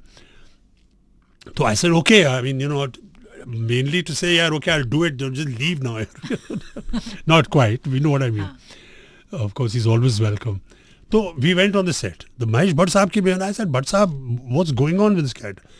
He said, Dalip, he just told me the graph of it. He said, and he told me, he said, you just go for it. So pura get up, and at that time, I was working in a film. And after Bhatt Sahab described the character to me, you won't believe this. There was a producer who I was working with at that time who was a Punjabi. And he was ditto of what I did in Hamera Hi. Okay. I did not take it off a Sindhi character. I took it off this producer who was... I couldn't believe that when I was watching this guy, I said, here's my character. He was exactly like that on the set. Okay. A little bit worse. I toned it down a bit. And then Mahesh Bhatt told me a fantastic thing. I said, Mahesh, this is so like bizarre. He said, no, when we were doing the party cancelling scene, Mahesh told me, he said, I have experienced this. He said, I went for a party और party चल रही थी और सौदा नहीं हुआ और जो पार्टी जिसने पार्टी दी थी उसने सब ले लिया वापस. चलो दारू वारू सब वापस करो, खाना वाना वापस करो, चलो जाओ घर, चलो गेट आउट, चले घर चले जाओ, क्या कर रहे हो तुम यहाँ पर, फोकट का खाना खा रहे हो, काइंड ऑफ थिंग. तो he had experienced it, and that's how that scene came around कि जो मंगनी नहीं होती तो मैं कहता हूँ सब चलो पैकअप करो, जाओ घर, रख दो वापस, खाना रख दो, गेट आउट. तो actually Mahesh ji had experienced this, so he put that scene in. And things like this, so we developed it. जो आप बोल रहे हो कि एक कैरेक्टर पंजाबी था जो इस तरह का श्रूड सा था, जो बहुत ही एंड आई रिमेम्बर आपका जो हमें राही प्यार में, भाई मैं तेरा ये खा जाऊंगा, मैं तेरा वो मतलब यू नो दैट shrewdness. तो वो no, that crudeness, that absolute shrewdness and crude, it was him. I was shooting for that chap at the same time. how was he shoot? Huh? कैसे shoot था वो? That shoot was crazy. I don't think the film got made. Or it got made and bombed. Okay. But on the set, he was exactly that. Okay. He used to tell the caterer, it's a bizarre story. So, I mean, Okay. Okay. But that's where I found the character. Okay. And he existed. And I just converted it because I know I have smatterings of Sindhi. At home, my parents only spoke to me in Sindhi. Okay. So I was familiar with Sindhi. Yes. So I just brought him in and gave him a Sindhi flavor, used the Sindhi words. Okay. But the tonality of the character came from this other person. Okay. Sir Baazigar में जो villain का role किया था आपने, वो बहुत ही ज़्यादा impactful था और मदन चोपड़ा नाम आज भी हर किसी को याद है. कैसे हुई ये फिल्म, आपने कैसे अपने किरदार को निभाया? Some moments with Shahrukh It Khan. was such a beautifully written story. What to tell you, लोग सोचते हैं कि एक्टर क्रिएट करता है ये कैरेक्टर. मैंने कुछ क्रिएट नहीं किया. मुझे ये इतना बढ़िया फिल्म, इतनी बढ़िया फिल्म, और अब्बास मस्तान भाई ने इतना बढ़िया कैरेक्टर लिख के मेरे हाथ में दिया. I literally followed the script. जो मुझे अब्बास और मुस्तान भाई ने कहा मैंने वही किया. And little bit of a touch and all I gave my own. जब मैं ऑफिस में आता हूँ तो मैं ज़मीन पे बैठ गया.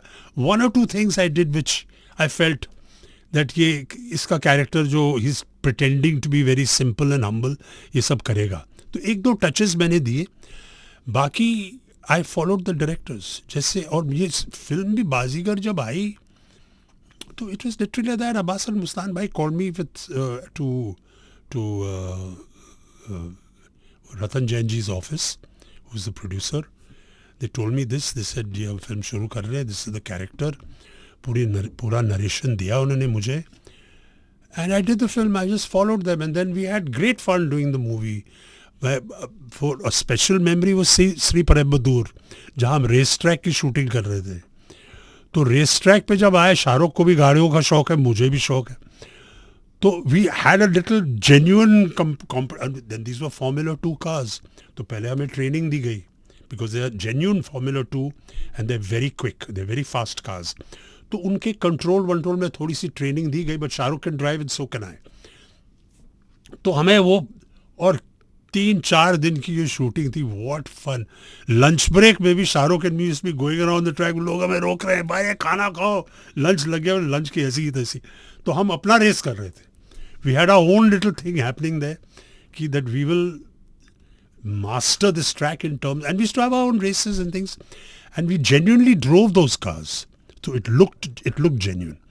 So that was the highlight for me, was shooting in Sri Perumbudur actual car race track with Shahrukh. And Shahrukh was a lot of fun because he was into this. And then we used to break for lunch, and lunch के बाद lunch खत्म करके straight into the cars. Petrol डाला, घों रोक के, but then हमें बता, कोई ज़रूरत नहीं थी. सिर्फ एंड में कहा कि तुम्हारी गाड़ियाँ आती है, फिर उसकी गाड़ियाँ उतना का, और बाकी हम कर रहे थे. they were shooting it. Okay. Few points they gave us which were required for the script. Okay. बाकी 4 दिन का मज़ा चल रहा था. we were having a great time. Okay. So anything about Shahrukh Khan जो आप बताना चाहोगे जो लोगों को नहीं पता? Of course, शाहरुख खान दिल्ली में शूटिंग कर रहे थे. And we were in a hotel in Delhi. तो Shahrukh was upstairs in his room. I was going out somewhere.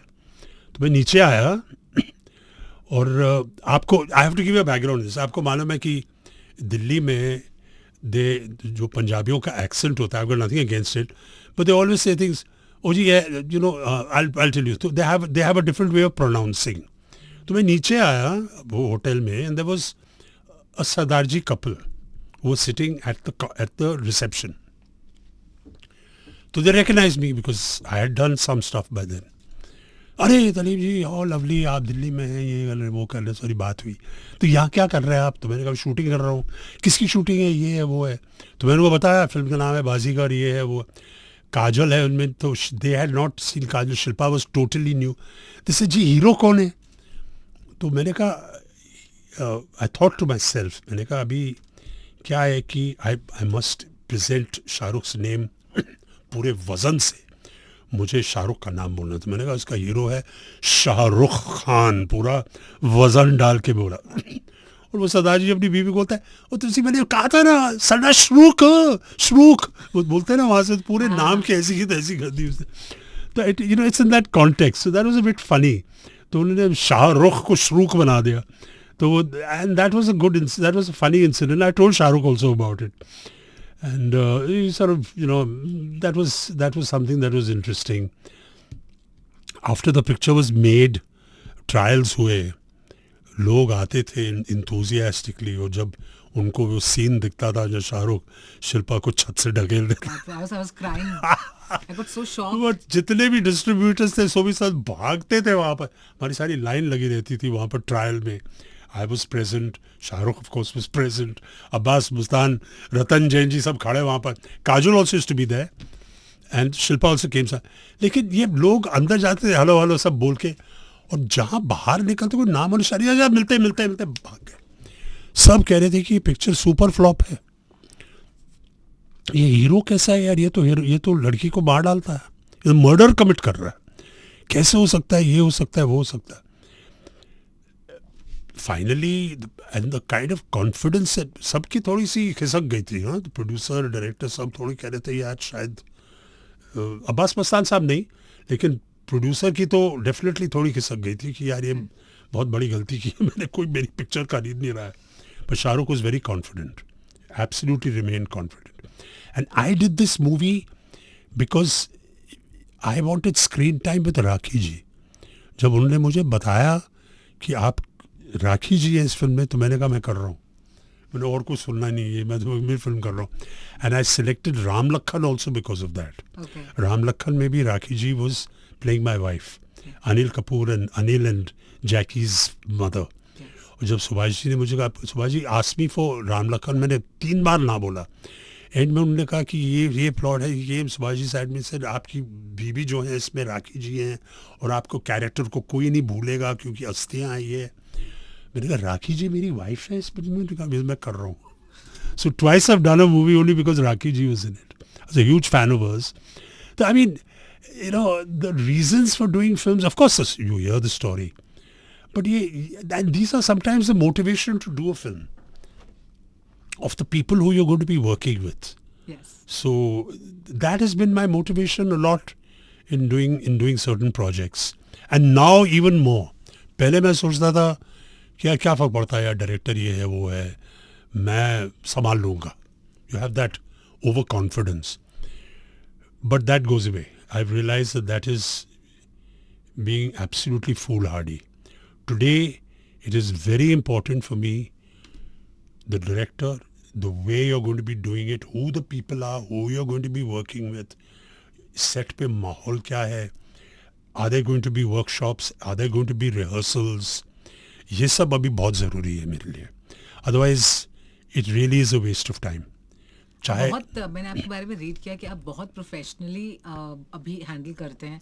Specifically अगर एक हीरोइन के साथ कोई कंट्रोवर्शियल सीन है तो आप कॉन्ट्रैक्ट साइन करवाते हैं whether she is comfortable doing the controversial scene, since you know Absolutely, to be very comfortable. I think I just love that. Absolutely. इस एक वहाँ भी तो जब पहले वो जब मीटू का हुआ था उसके पहले भी, I mean as far as professional, I like to pride myself. I've always been professional. I've tried to be. एक ज़माना, एक दौर ऐसा था कि इतने फिल्में हम कर रहे थे तो कभी कभी लेट हो जाते थे, ये होता. But I have never intentionally set 9 बजे की शिफ्ट, अरे यार मैं 12 बजे पहुंच जाऊंगा. I have never done that. हाँ, ऐसा हुआ है कि because of certain circumstances I been late, but I have a track record of 99% I'll say I'm on time. And I like to be on time because it's just something that I've grown up with from school. कि timing is very important. I grew up in a school where it was punctuality was emphasized. About this comfortability, see, पहले जब हम फिल्में कर रहे थे और मैंने कुछ ऐसी फिल्में की जिसमें you had to have जो फेमस उसको बोलते रेप सीन, असॉल्ट सीन. तो एक फिल्म में क्या हुआ कि the director comes to me and says, Dilip ji जब हम कैमरा ऑन करेंगे ना तो आप इस एंगल से जाके ये करिए वो करिए और वो कपड़े उतार दीजिए और हम कैमरा यहाँ डालेंगे to expose the artist. I was 100% certain that ये उसको उनको नहीं बताया होगा because she would have never agreed. No women artist will agree. चाहे वो छोटी आर्टिस्ट हो in terms of popularity, not good agree. उसने सोचा कि मैं बोलूँगा हाँ हाँ हाँ. मैंने कहा ये क्या बदतमीजी है यार, मैं एक्टर हूँ. आई am not some sort of I'm not doing a soft porn movie or something. What's wrong with you? Have you spoken to her? तो वो पीछे हट गया. उसने कहा नहीं क्या बात कर रहे हैं आप, मैंने तो यही बोला वो बोला. Then I told the girl, this is long before Me Too. I told her ये ऐसे ऐसे सीन करवा रहे, are you aware of it? वो तो रो पड़ी वहाँ पर. वो भाग के अपने कमरे में कमरा बंद करके वो कुंडी लगा दी उसने. And then the director मेरे ऊपर चढ़ गया कि मैंने तो तुम्हें कुछ कहा नहीं यार, तुम क्या कर रहे हो, तुमने ऐसे क्या बोला उसको कि ये करने वाले.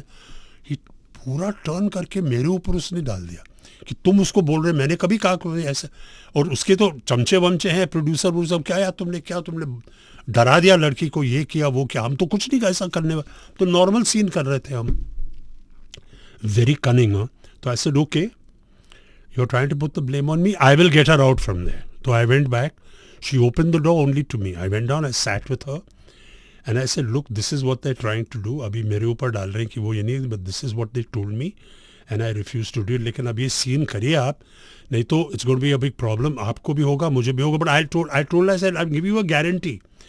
कि जब तक मैं ये सीन कर रहा हूँ ना,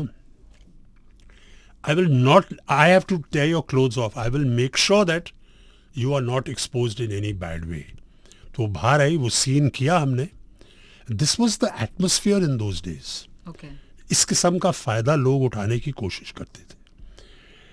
And then we were doing a scene much later in Hostages for OTT. And this girl was there, and the same scene, I had to tear this off and tear that off. So I asked her, I said, do you have any idea कि ये scene करने वाले हैं हम? बेचारी per day पे बुलाया था उसको कुछ बताया नहीं. And anyway, it's not that the production company would not tell everything, but I just clarified it. And I said, please give her the short breakdown and tell her कि ऐसे ऐसे होने वाला है, and tell her to sign a document to say that she's okay with it, that she's understood the scene. Okay. And that she's understood, and this is what is happening in the scene. And she did it, and in fact it helped everybody. So the other people on the set and the people who were doing that scene, it indemnified them as well. Okay. कि we're not taking undue advantage. So this is, it's been an issue for a very long time. It's very unfortunate कि जिन लोगों के पास power है और पैसे हैं, they like to take advantage कि भैया सेट हमारा है, हम यहाँ पर बादशाह, हम जो भी चाहे हम कर सकते हैं. And it is very, और दुख की बात यह है कि जो लोग आते हैं वो उनकी रोजी रोटी है, उनका बहुत 99% वो ना नहीं बोल पाते, क्योंकि इट्स अ पावर गेम. अगर आप टॉप की स्टार हो तो मजाल है जो आपके साथ कोई ऐसा कर सके. अगर आप पर डे आर्टिस्ट हो और आपके पास वो उस किस्म का पावर नहीं है तो आपको लोग एक्सप्लॉइट करेंगे. इससे विमेन, औरतों के साथ नहीं है, मर्दों के साथ भी होता है. Okay. जब तक आप स्टार नहीं है तो आपको बाहर रखेंगे, आपको कमरा नहीं देंगे, ये नहीं करेंगे, वो नहीं करेंगे. You're not treated very well.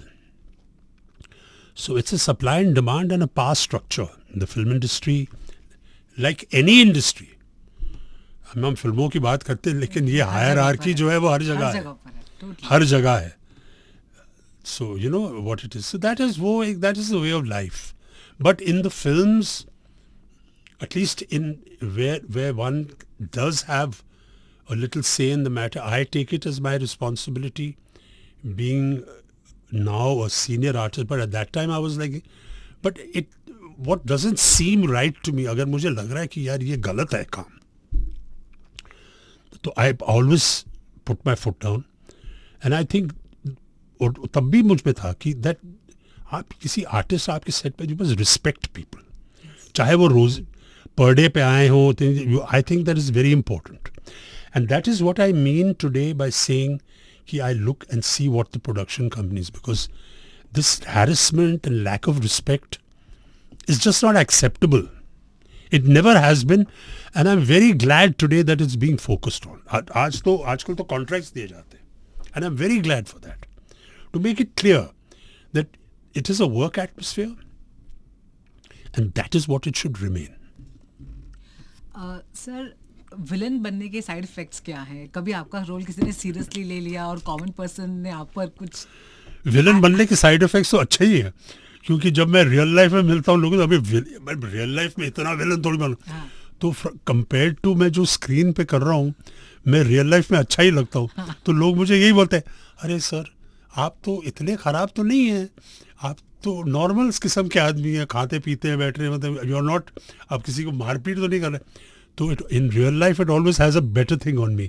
बेचारे हीरोज का अलग होता है, क्यों इतने अच्छे होते हैं स्क्रीन पे कि वो ऑफ स्क्रीन कुछ भी गलती कर देंगे, क्या यार तुम तो हीरो हो, तुम क्या कर रहे हो. तो आई हैव एन एडवांटेज.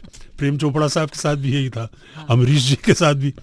लोग अमरीश जी को मिलते थे, यार ये कमाल के आदमी, सच अ नाइस मैन, इतने so simple, so down to earth.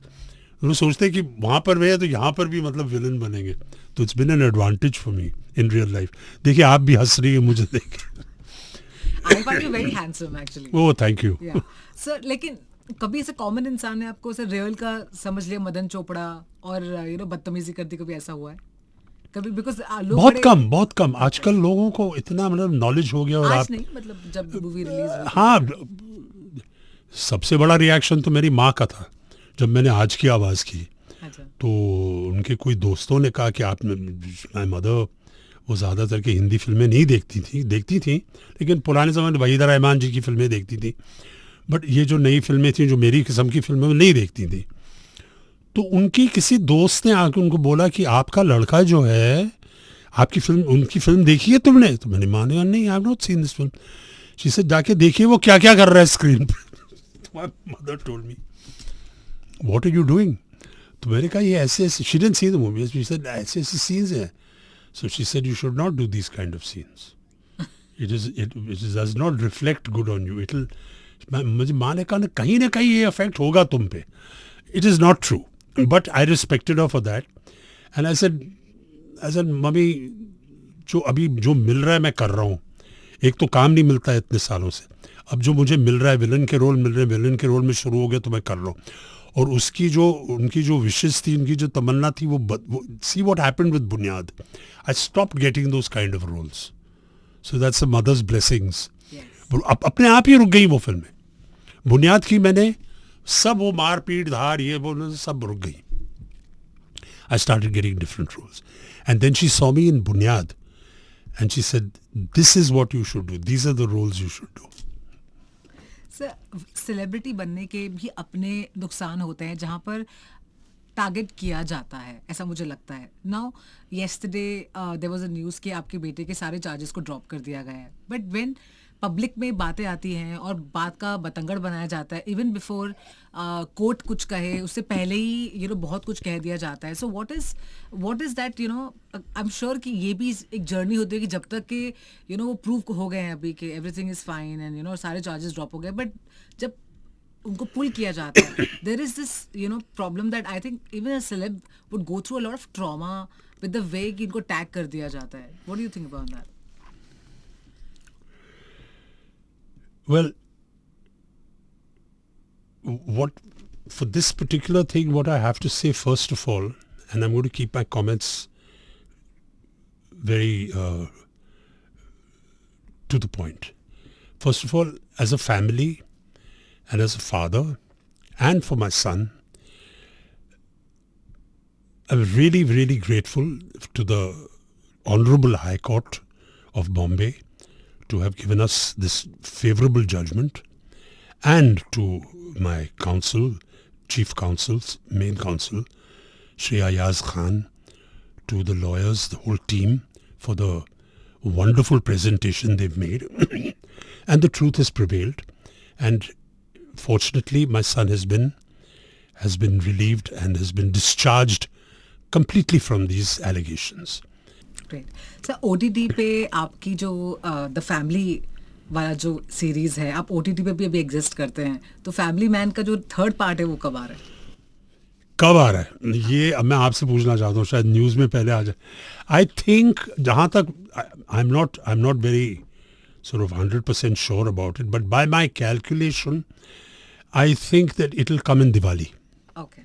Family Man 3, because post production अभी चल रहा है, तो फिर अभी मानसून से अभी ख़त्म हुआ है, IPL अभी ख़त्म हुआ है, तो पोस्ट प्रोडक्शन करते करते सितंबर तक हो जाएगा.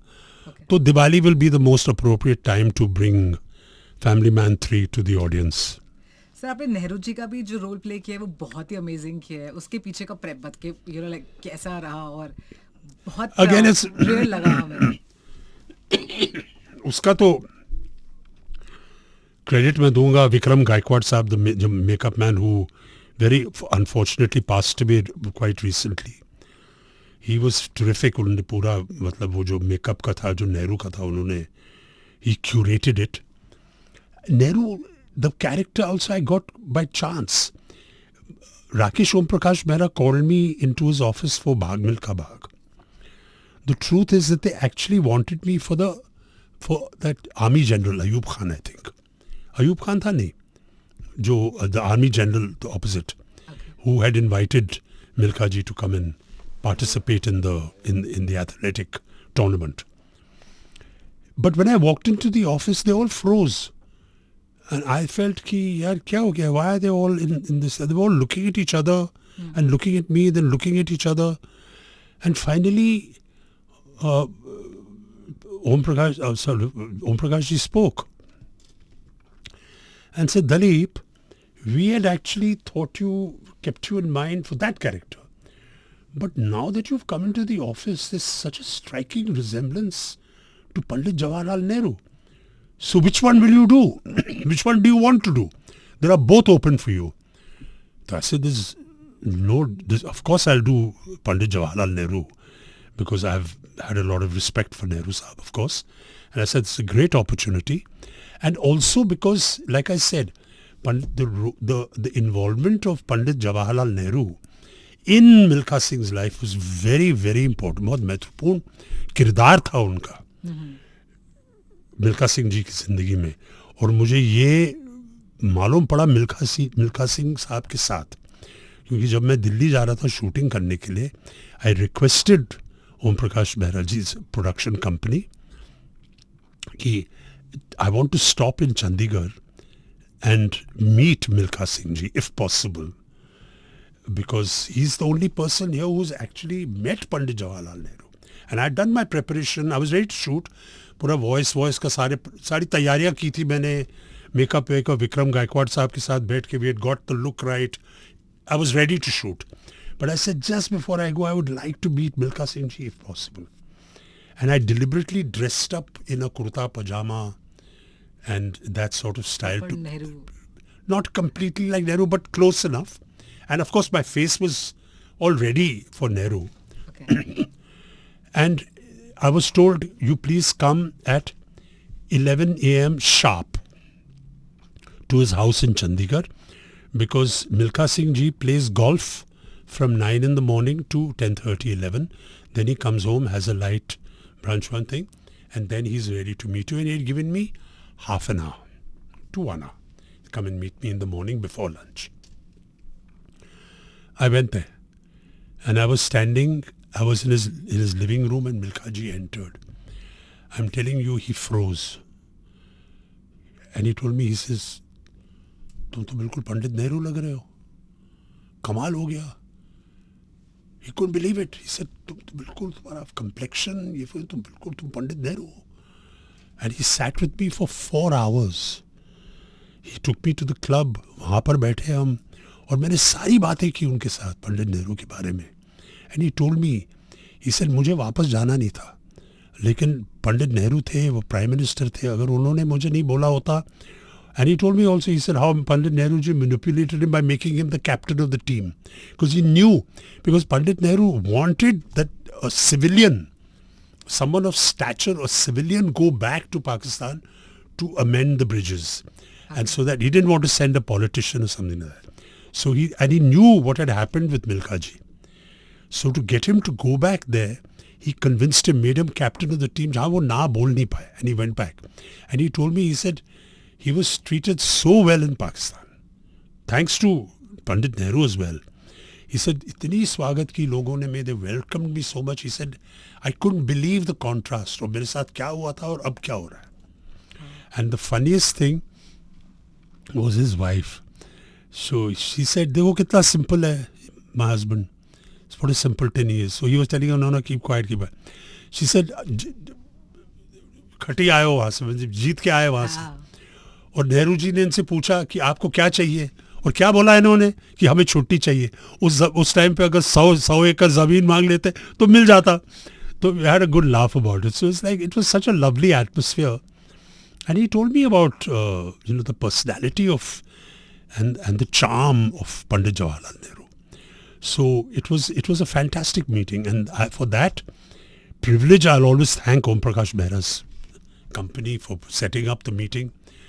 And it is so rare that you get this opportunity with a person like Milkha Singh ji. And he told me, he said, Pandit Jawaharlal Nehru changed my life.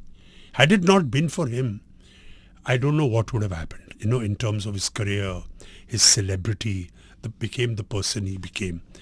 So it was a huge privilege to play a character so documented in history, but who had such an impact on Milkha Singh ji. Great. Amazing stories, sir. Really amazing stories. Isn't it? It's a fabulous story. It's a fabulous And story. what an afternoon we had. He took me to his golf club, introduced me to his son, Jeev Milkha Singh ji, who's a professional golfer. वो आए. अच्छा, so Gen Zs के साथ आपकी connect बहुत अच्छी है. Okay, I have seen you even Insta stories and Insta reels that you do. It's fabulous. Like आप आज की जनरेशन के साथ बिल्कुल करेक्ट मैच कर जाते हो. And you also did episode with समय रैना, जो अब उनका थोड़ा चैनल का सीन हो गया. What do you think about that? और आपका क्या एपिसोड बाहर आएगा? What's the scene with that? I had a lot of fun with Samay Raina, and it was a very interesting episode that we did. And I think आएगा. मतलब I think that it's important that these keeping the parameters, keeping in mind that you have to be sensitive about people's feelings and things. I agree with that. But it's also important, ये भी महत्वपूर्ण है कि आप balance करें कि लोगों की आवाज़ सुनाई दे.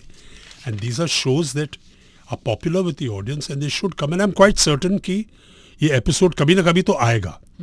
And it was very good to work with Samay. It was a spontaneous show. He's a fantastically charming and quick-witted host, and the audience was responding very well. The rest is up to you. I mean, how you conduct yourself, what you say, what you do is part of what goes on. And I am all for.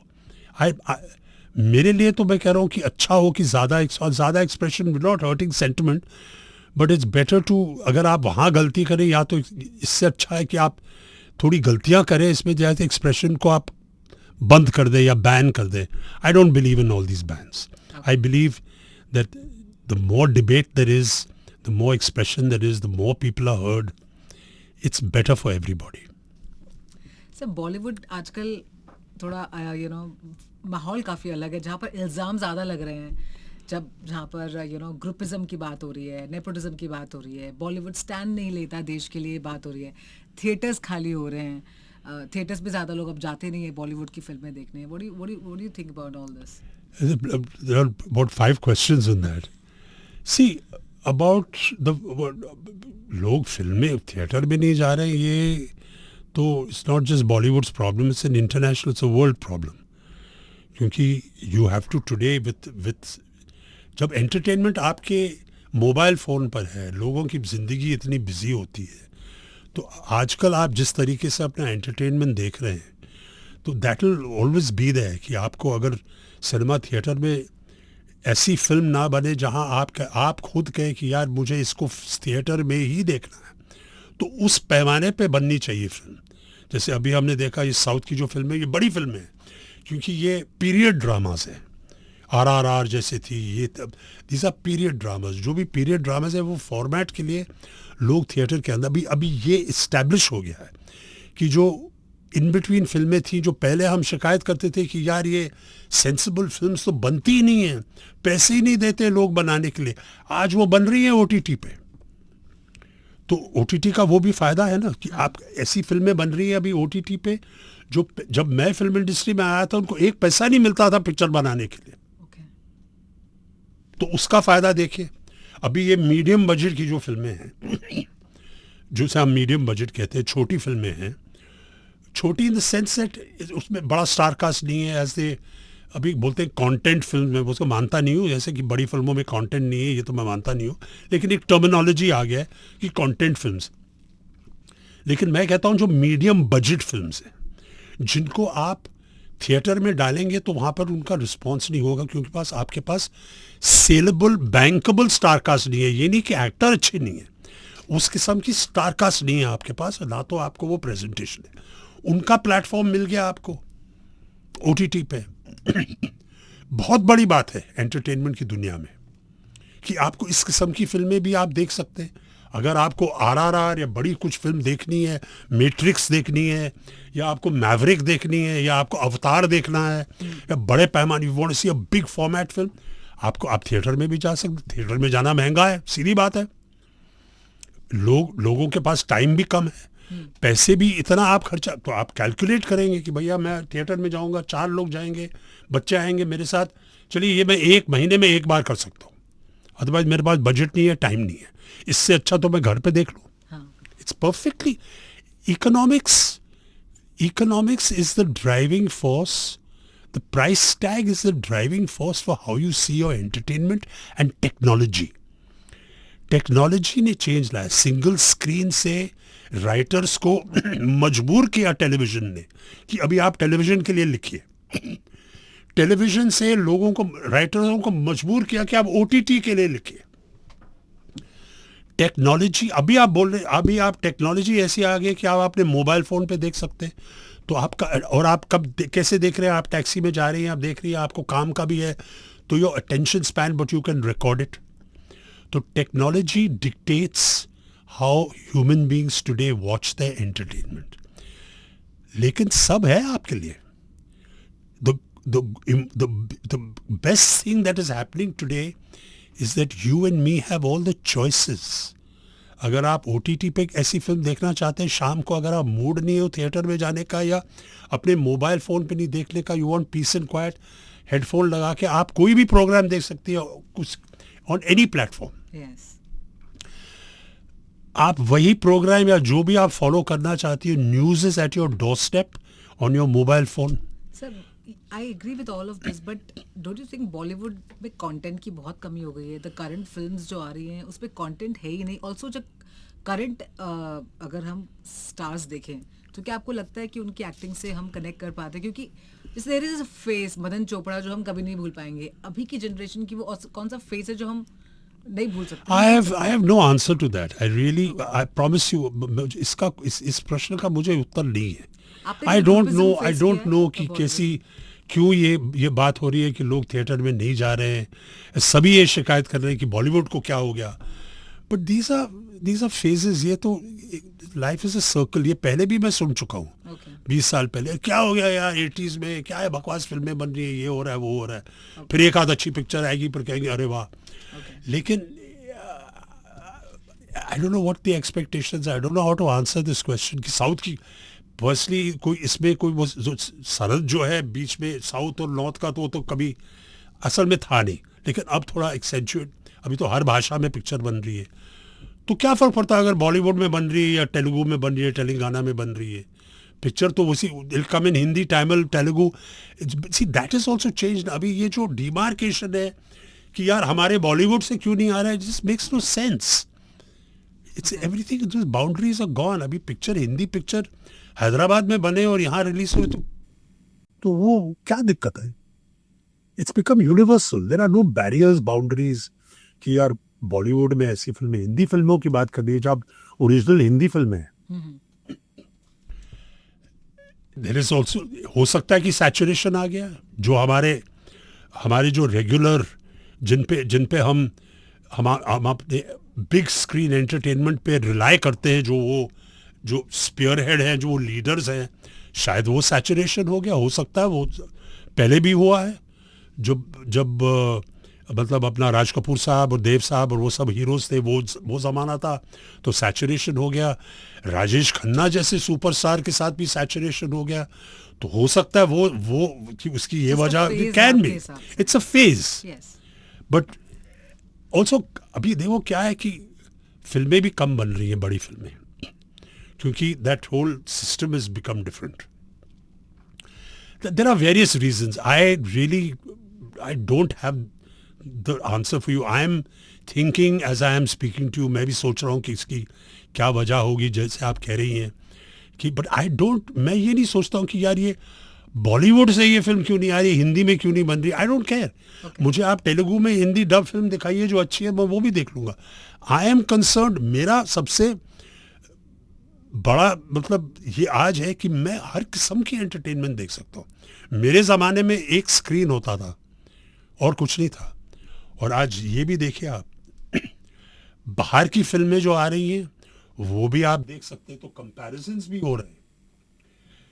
Sports का कितना बड़ा प्रभाव है, IPL के time में कोई film नहीं release करता है, तो see the coming of television. और सुपरस्टार्स भी अभी सिर्फ फिल्म के सुपरस्टार नहीं। आप बताइए देव साहब और राज कपूर साहब के टाइम में कौन सा स्पोर्ट्समैन ऐसा था जो उनसे मुकाबला कर सकता था?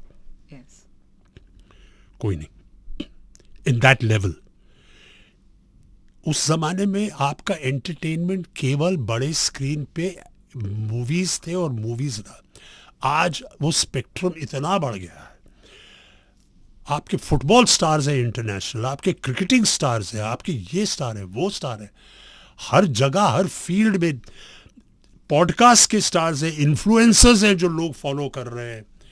It is such a vast canvas of information highway, broadcasting, inputs इतने आ गए हैं कि everybody has to reinvent themselves. तो शायद ये हो सकता है कि some people who are the leading actors have not been able to reinvent themselves enough, Okay. or the subjects that they're choosing could be, I don't know. आपने sir कभी groupism face किया, like there is a Karan Johar camp, there is ये तो you know I don't know. I've heard about this. मैं ये सुनते आया हूँ, मतलब जब से मैं फिल्मों में आया मैं ये सुनते आया हूँ। हाँ. मैंने आज तक मैं कभी किसी के कैंप में पर्पस से कैंप में नहीं रहा हूँ। पर होते हैं क्या? I'm sure होते होंगे क्योंकि लोग इन कैंप्स में जाते हैं। Okay. ऐसी कोई बात नहीं है। लेकिन देखो कैंप की आप बोलेंगे, देखो परिवार बनते हैं। एक तो फिल्म इंडस्ट्री, लोग मुझे अक्सर ये पूछते हैं कि अरे ये इंसिडेंट हुआ, फिल्म इंडस्ट्री क्यों चुप रही? तो मेरा जवाब है, देखो एक तो फिल्म इंडस्ट्री एक बिल्डिंग में नहीं है, is not one entity. Film industry की एक आवाज़ नहीं है। देयर आर लॉट ऑफ अलग अलग लोग हैं, प्रोड्यूसर्स हैं, जिनको हम कहते हैं कि तुम फिल्म इंडस्ट्री हो, लेकिन वो अलग लोग हैं। They have individual voices, they have individual, अगर उनको कुछ बोलना है तो उनकी एक आवाज़ नहीं है फिल्म इंडस्ट्री की। जैसे आप कह सकते हैं कि ये पॉलिटिकल पार्टी की एक आवाज़ है, आप पार्टी लाइन फॉलो करो। ये फिल्म इंडस्ट्री में नहीं है। There is not one film industry voice कि आप कहें कि अरे फिल्म इंडस्ट्री खामोश क्यों रही। What do you mean by that? एक बिल्डिंग में थोड़ी है फिल्म इंडस्ट्री और एक बंदा थोड़ी बैठा हुआ वहां पर कहता कि अरे फिल्म इंडस्ट्री कोई, अभी हम फिल्म इंडस्ट्री की तरफ से ये कह रहे हैं, ये तो है नहीं। तो इंडिविजुअल से पूछो कि तुम इंडिविजुअल हो, तुम अलग प्रोड्यूसर हो, तुम फिल्म एक इकट्ठे करते हैं कि भैया ये सब जितने भी 1000 प्रोड्यूसर हैं अलग अलग जो हिंदी फिल्में बनाते हैं, वो हिंदी फिल्म इंडस्ट्री हो गई। लेकिन उनकी आवाज़ एक नहीं है, जैसे उनकी फिल्में एक नहीं है। Right, I agree with you. तो you cannot club the whole industry and से आप एक आवाज में बोलिए। मुझे कई लोगों ने बोला, तो मैं बोलता हूँ ये पॉलिटिकल पार्टी नहीं है। Film industry is not a political party कि आप एक आवाज में बोले। तो it's an individual thing and people have their individual interests and disinterests and whatever, उनको Awesome. so and groupism, look, groupism is it's a very dangerous statement. मैं आपको एक बात बताता हूँ, I have never been in any group, but I have been repeated by जितने producer के साथ मैं भाग्यशाली हूँ, मैं जितने प्रोड्यूसर के साथ काम किया है उन्होंने मुझे 3 फिल्म 2 फिल्म 4 फिल्म बुलाया। तो आप उसको ग्रुप बुलाएंगे। अब मैं एक बात बताता हूँ आपको, फिल्मों में जैसे आपके ऑफिस में होता है, जब पिक्चर चलती है और एक सक्सेसफुल फॉर्मूला होता है तो उन आर्टिस्ट को वापस बुलाते हैं, ये ठीक है। आप क्रिकेट टीम देख लीजिए, अगर क्रिकेट टीम कामयाब हो गई, मैच जीत लिया, तो आपने उसी टीम को वापस बुलाया, आप उनको ग्रुपिज्म कहेंगे? और जहां फ्लॉप होती है तो कोई ग्रुप नहीं होता, सब भाग जाते हैं कि भैया हटो, इनको देखना ही नहीं है। So it's not groupism as much as it is people who you are comfortable to work with. जैसे आपके परिवार में आपका एक परिवार बनता है, उसको आप ग्रुपिज्म कहेंगे? It is a question of comfortability. आप इस ऑफिस में बैठी हो, you like the atmosphere here, आप यहाँ एस्टैब्लिश्ड है, you are successful. This not a groupism, it is a question of working with like minded people and being उस, अभी मैंने माहौल की बात की, तो उस माहौल में सब काम करना चाहते हैं साथ में। तो you may not want to take somebody from the outside. अगर आपके सक्सेसफुल टीम में ऑलरेडी है तुम्हारे पास जिस आर्टिस्ट के साथ, एंड इट्स इंपॉर्टेंट कि आप कंफर्टेबल रहे उन लोगों के साथ। तो आई don't believe in that kind of groupism because I know the film industry. Film industry में जब तक आपकी ज़रूरत है आपको बुलाएंगे, चाहे आप किसी भी ग्रुप के हो। जिस दिन आपकी ज़रूरत नहीं पड़ेगी, आप किसी भी ग्रुप के हो, आप उसी ग्रुप में हो, तो वो बाहर के आदमी को ले आएंगे। It is completely a success oriented industry. Nothing works like success in the film industry. जो पिक्चर में आप हैं, कल वो बॉक्स ऑफिस में नंबर 1 हुआ, जिन लोगों ने आपको 5 साल से नहीं बुलाया वो दोबारा बुलाएंगे। There is no groupism, there is only one mantra in the film industry and that is success. Very well explained. अच्छा, आपके बहुत सारे फैंस हैं, ये पूरा इंटरव्यू सुनने वाले हैं। आपकी अगली आने वाली फिल्म के बारे में बताइए। ओह, थैंक यू सो मच। मेरी एक बहुत बड़ी फिल्म आ रही है Okay. बिग स्क्रीन पे, और उसका नाम है कुबेरा। कुबेरा में है द किंग नागार्जुन जी, जिनको मैं 30 साल के बाद मिला, and he is looking the same that he was 35 years ago. He hasn't aged and such a wonderful talent. धनुष जी है उसमें, जो तमिलियन सुपरस्टार है। रश्मिका मंदाना है, I hope I'm pronouncing it Mandana. Yeah. She's in it. She's a superstar, wonderful actress. Wow. और gym Sarbh है उसमें, who's done a wonderful job. I'm in the movie. और मेरे लिए तो it's a big movie after a long time. तो I request everybody to see it. It is in Hindi. कोई जो भी भाषा आप बोलते, हिंदी में है, तमिल में है, तेलुगु में है, मलयालम में और कन्नड़ में है।